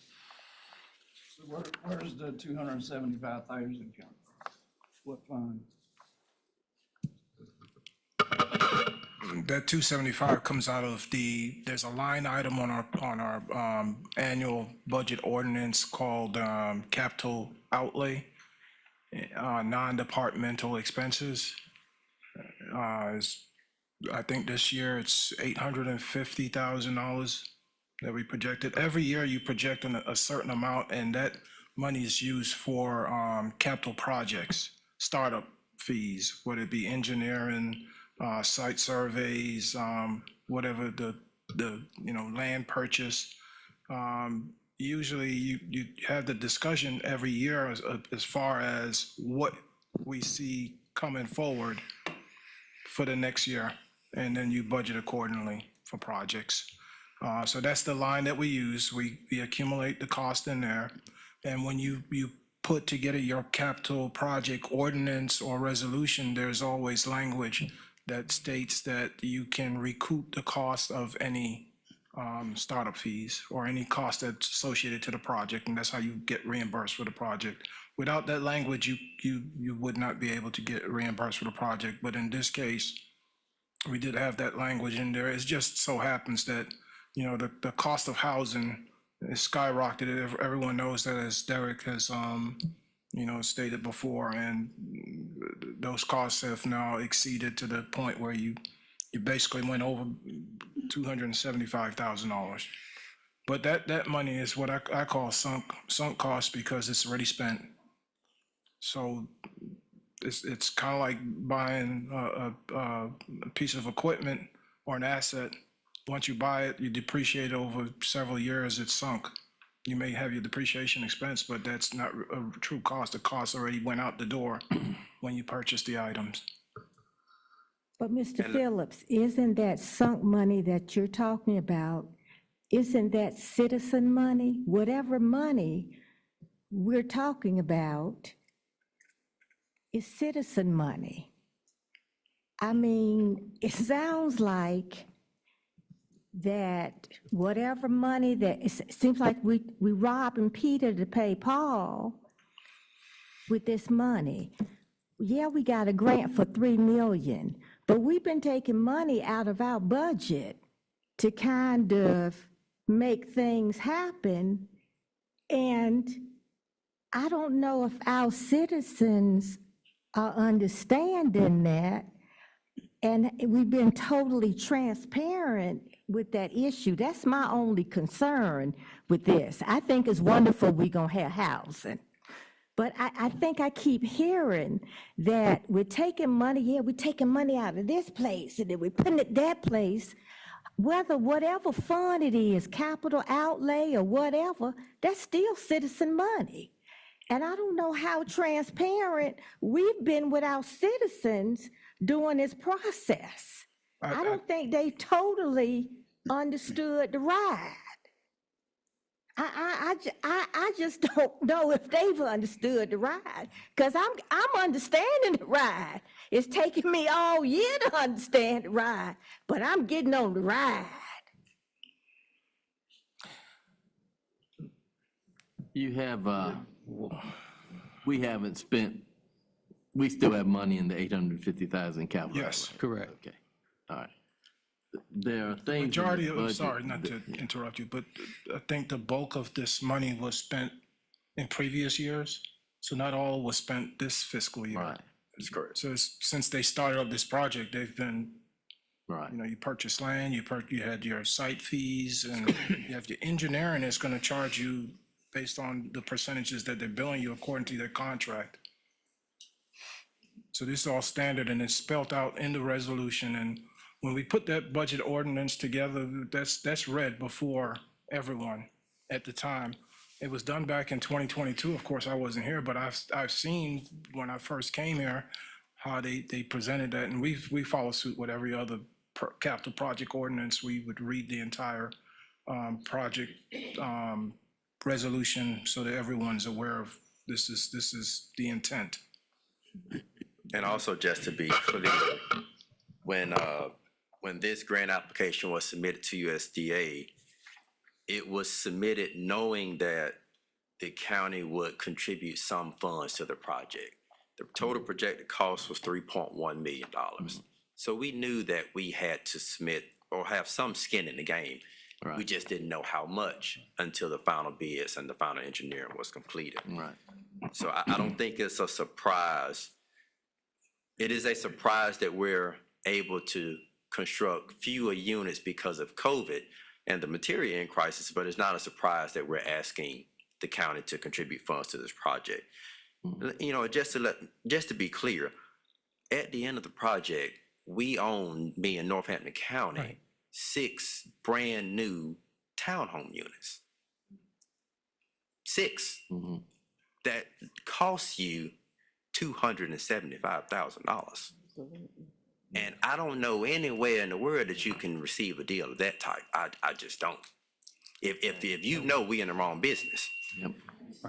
But this project here serves a lot of needs. I mean, we talk about the critical housing shortage. We talk about, you know, workforce. We can't get nurses in the health department because they have nowhere to stay. You can't get teachers in your school system because they have nowhere to stay. Sheriff's department, they can't get workers. They have nowhere to stay. So at what point do we reinvest in ourselves? Mr. Bennett, I got you. I got you, and I understand what you're saying.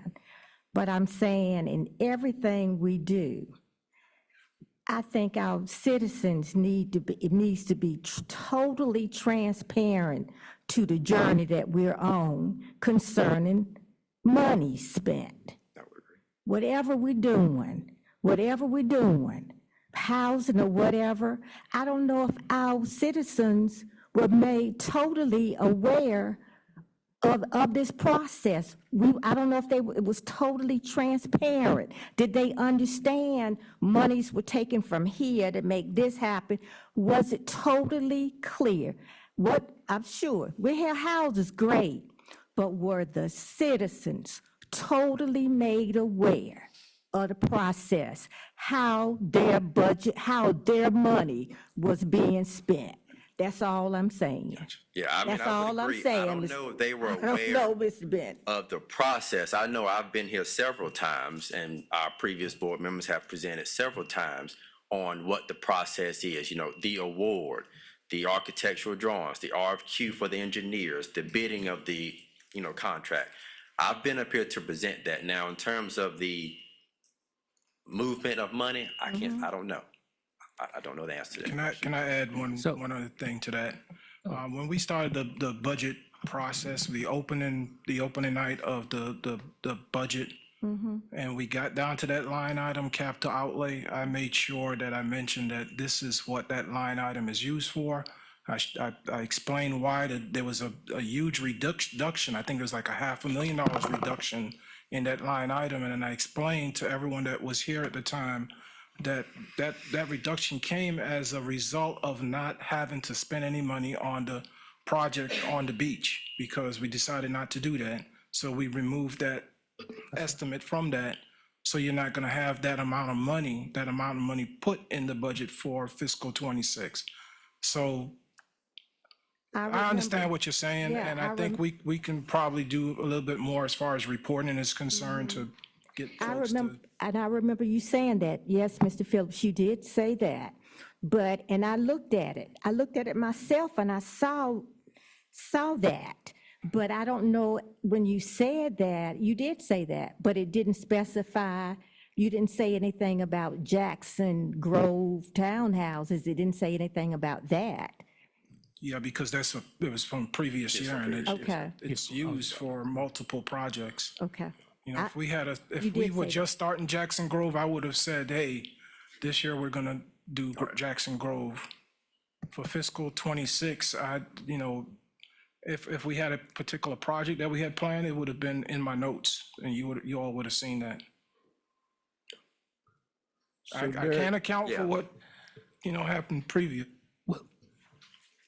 Well, again, I'm sorry, Commissioner, was you, where you going? Who qualifies and who is going to be if it's only 12 houses, who decides who gets the houses? And that's going to be a tough one. Or how do you get somebody out that gets in there? That's right, and it's You don't 6. get them out, so. It's 6, not 12, just so that we're So clear it's on only that. 6 houses It's only 6. for $3 million? That is correct. Oh, We were at $3.7 million for 6, and we got it below $3 million. Well, then delays, because again, the project started being talked about in 2020. 2020, and this is 2025. We all know, coming out of a pandemic, looking at the price of things and the price of building houses and even the effects. I mean, Georgia Pacific and Emporia just closed, housing 554 workers, and one of the reasons they closed is because of the high cost of housing. And now with this project starting in 2020, and here we are in 2025, trying to get it off the ground. That $3 million has just been sitting there, but things get higher and higher. And these are the unexpected delays when you're talking about building. Kind of an example, what we went through with building Northampton County High School. When you talk about a project and then moving forward. But housing is definitely something needed in Northampton County. Housing is needed in Northampton County. This includes the infrastructure for it too. It's not like if you were building a house yourself, you build a house. There's a street, water supply, it's got infrastructure related to it too. And we consider that phase one. So basically, and I presented you guys with a map, but phase one has those 6 townhome units, and across the parking lot, there's room for phase two, which would be another 6 units if we can secure the funding. And it got reduced because of the funding, the amount of costs, correct, Mr. Bennett? Right, the original project called for 12. That is correct. And now we sought out for bids. The bids came in astronomical. Astronomical. Yeah, 3.7 was the average. 3.7, that's correct.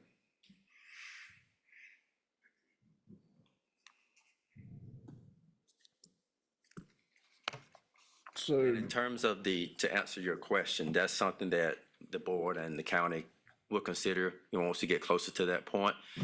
It was designed for workforce housing.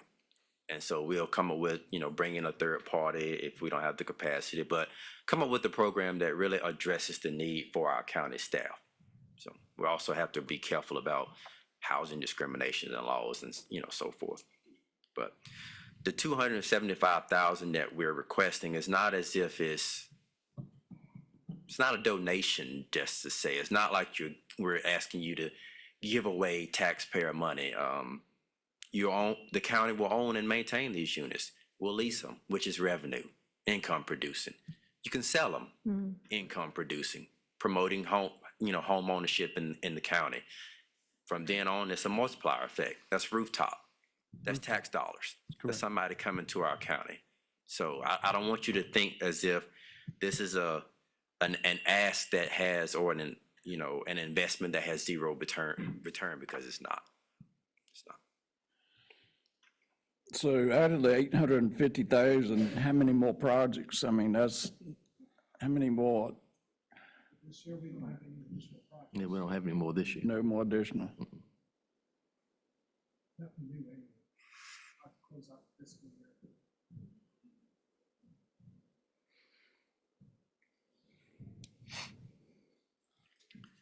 Any other discussion? Do we have a motion to approve this, or?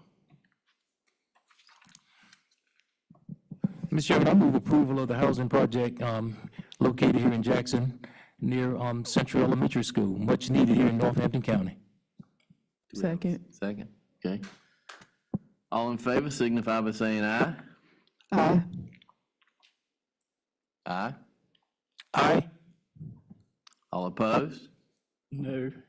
Oppose. Okay. Motion is carried 3-2. Okay, Thank you. thank you.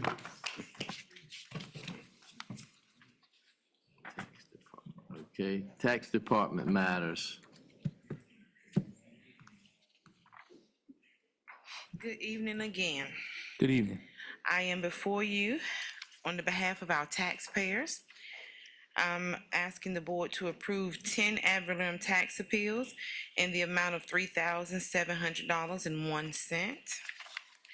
Also asking the board, coming before you on behalf of our taxpayers, asking you to appeal motor vehicle tax appeals, 10 of those as well, in the amount of $697.49.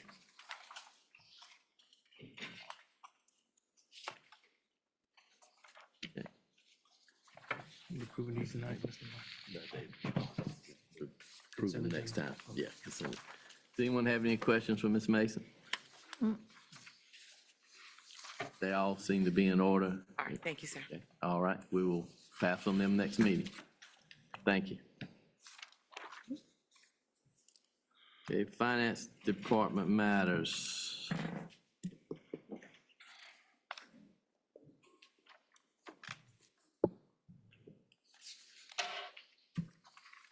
Good evening, Commissioners. evening. The first item I have for you tonight is Budget Amendment number 34. If you'll take a look at the budget amendment in your packets, you will see on the left, I have noted budget amendment. Basically, what I'm doing is I'm reviewing budget amendments that have already been presented before this board to make sure they are accurate and correct. I have gone through the first half of the budget amendments that have already been presented to this board. Budget amendments 1 through 4 were, 1 through 5 were presented before this board to receive insurance reimbursements for damaged or wrecked vehicles. The revenue line that those went to was for recreation revenue. So this is to correct that, to put it to insurance payment revenue line. Budget amendment number 6, this was a transfer to solid waste reversal. This budget amendment was done and then corrected at a later date, but it was never brought back before this board. So I'm presenting it to you tonight because it is a general statute that we report this to the board. Budget amendment number 7, this is the detention center grant. I believe when this was originally presented to the board, there was no fund that had been created at that time, so there was no general ledger lines on that budget amendment. And that fund has since been created.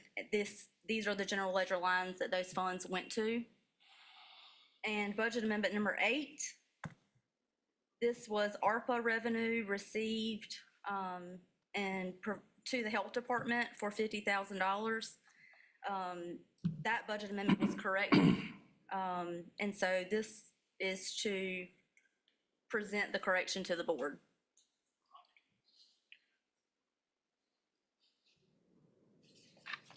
Okay. Anyone have any questions?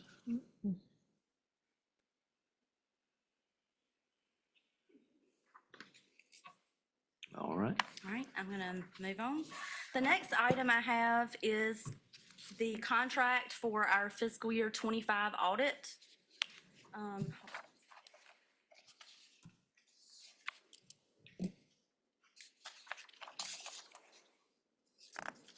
Just to give you a little background on audit contracts.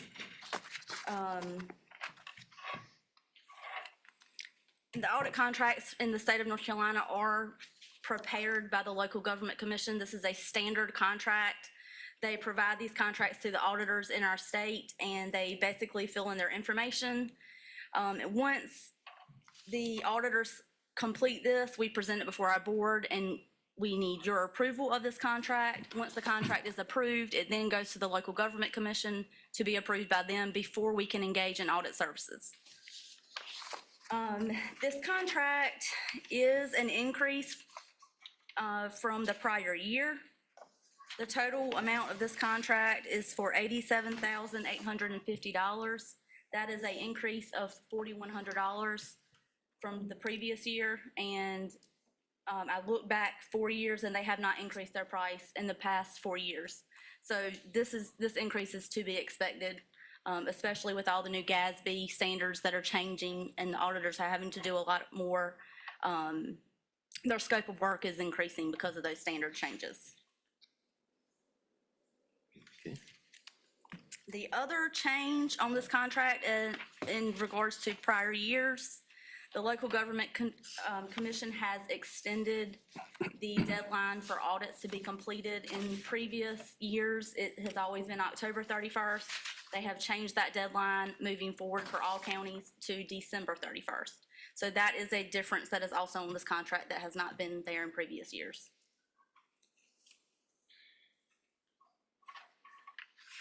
And do you have any questions for me? Anyone have any questions about the audit contract?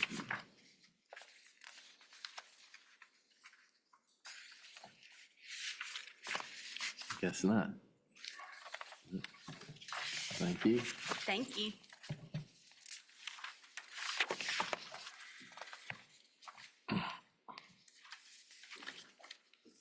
Okay, county manager and board comments. County manager first. Okay, the only additional comment I have tonight is I just wanted to make everyone aware that we're going to have our annual employee appreciation lunch on May the 8th at 12 noon out on the courthouse. Ms. Gatlin, is it the courthouse or in front of the administrative office outside, and that's going to be served by Captain Bob's. And that's going to be at 12 noon. And then keeping in line with what we've done in previous years, we will have our early release on May the 9th.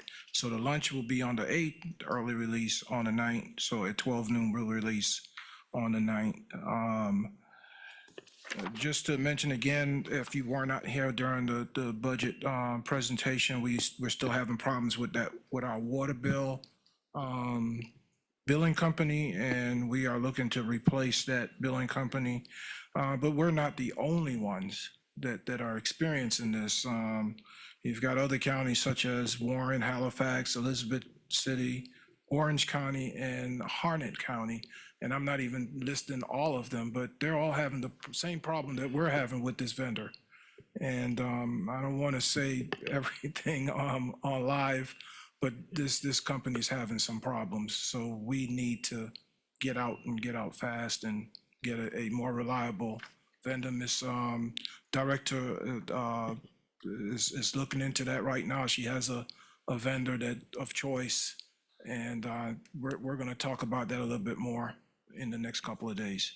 And I'll bring you all the information as we get closer to that. But we're looking to replace this vendor. And that's all I have. Again, I want to thank everyone for coming out.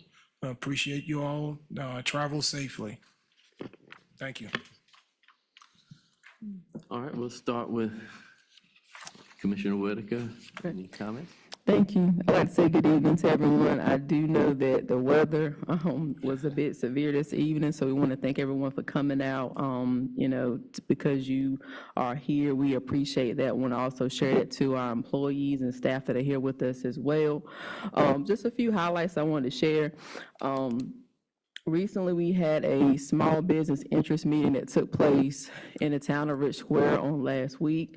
I want to give honor and recognition to Mayor Newcomb. Thank you for coming out on tonight. And I know it was also hosted and facilitated by Mr.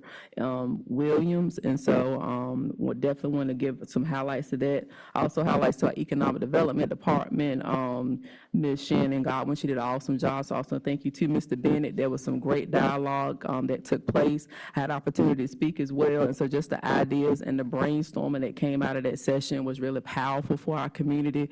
It allows us to dream and to have just higher expectations of what we can become. And so I just believe that whenever we have a platform, we should use it to uplift.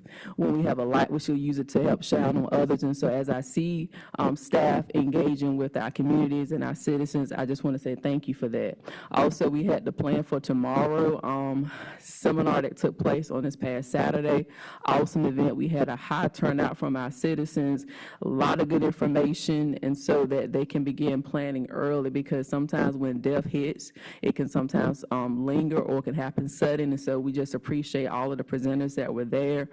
We do know that the Office of the Clerk of Superior Court was pretty much the facilitator, and our partners and our hosts were Jackson County Memorial Library, as well as the Roanoke Rapids chapter of Alpha Kappa Alpha Sorority Incorporated. And so we definitely appreciate that partnership. The citizens appreciate it, and we're looking for more of that to come. Also want to echo again the sentiments of Liberation Day that will be taking place on July the 12th. I would be remiss if I did not mention that again. I'm going to mention it every chance I get. forget, because I know Ms. Futrell is going to hold me accountable. The thing I appreciate about our Rich Square citizens and our Woodland citizens, that they hold me accountable. Whenever I forget something or something that I need to do, they remind me, and I appreciate that. And so showing up for people is so, so important for me, and I don't take it lightly. But again, we're doing a lot of good work. We're excited about this event, and I just want to say it's a privilege to work with our communities. It's a privilege to also serve on this board. And again, I hope you all have a wonderful appreciation luncheon, because you deserve it. I also know that it's also Teacher Appreciation Week, so I want to give those sentiments as well for all that they do in the world of education. And so again, hope everyone have a wonderful and safe evening, and we appreciate all that you do. I also want to give some highlights to also Ms. Mason as well. I had opportunity to run into her at a community group meeting. And so the thing about it, when you work for county government or the school system or wherever it is that you go, you're going to always be what that role is. And so we definitely appreciate all that you guys are doing. We don't take it lightly. When you're working after hours, I just want to say good job. We appreciate you, because I appreciate when people tell me that when I'm doing late hours with my job. And so I always want to make sure I do the same for you guys. So hope everyone have a wonderful and safe evening. Thank you. We'd like to thank everybody for showing up tonight. It's very important that we can discuss these issues that come up. I do want to reiterate what Ms. Taylor said. Let's be more transparent to the taxpayers. We all need to be considerate of somebody else's money. It's not all my money, as part of it's in there, but I do like the point that we be transparent, be upfront with these people. Let them know what we're doing, because we do want to build Northampton, and I'm glad we are, and I'll support it all the way. Thanks for being here. Ms. Bronax Taylor? Oh, okay. Like to thank everybody for coming out. Like to thank Ms. Rachel for coming out and bringing us that wonderful presentation. Like to remind everybody that May is Mental Health Awareness Month. So just wanted to make the citizens of Northampton County aware of that. I just want to again thank you all for coming, and have a safe drive home. Thank you, Jim. Like I said, thank everyone for coming out this evening. Certainly appreciate you coming out, especially in this type of weather. Want to just update, we had a good meeting. Mr. Chairman and I met with Enviva. Enviva is the company that's located in Garysburg, North Carolina, been with Northampton County since 2013. And we discuss matters such as air quality, such as noise, and then jobs here in Northampton County. And definitely looking forward to sharing all of that information with our citizens as we address their concerns.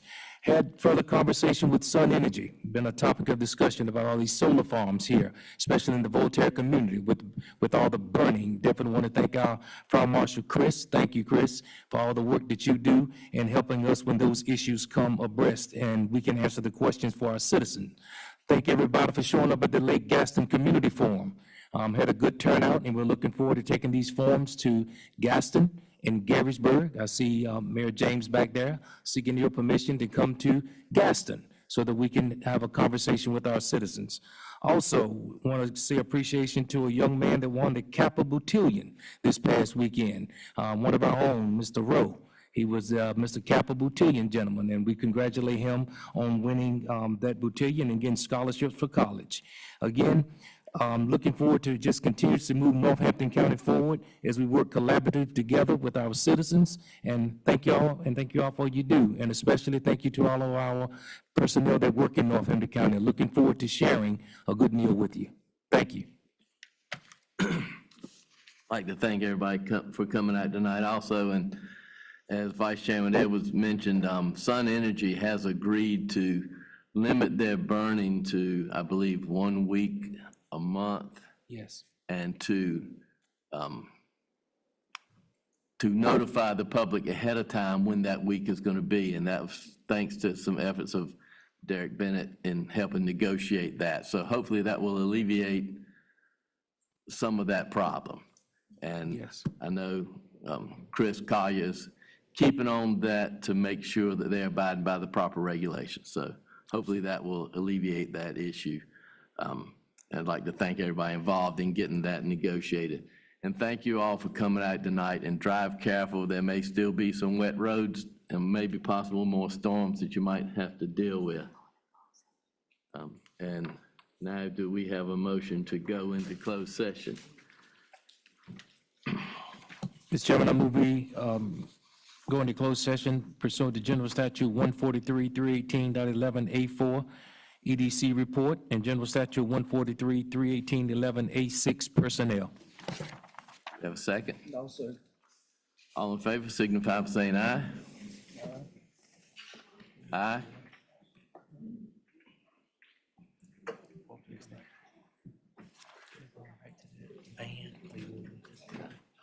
I got you. I'm clear.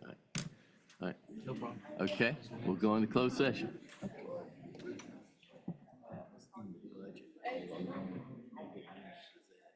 That's what I thought. Yeah. Yeah.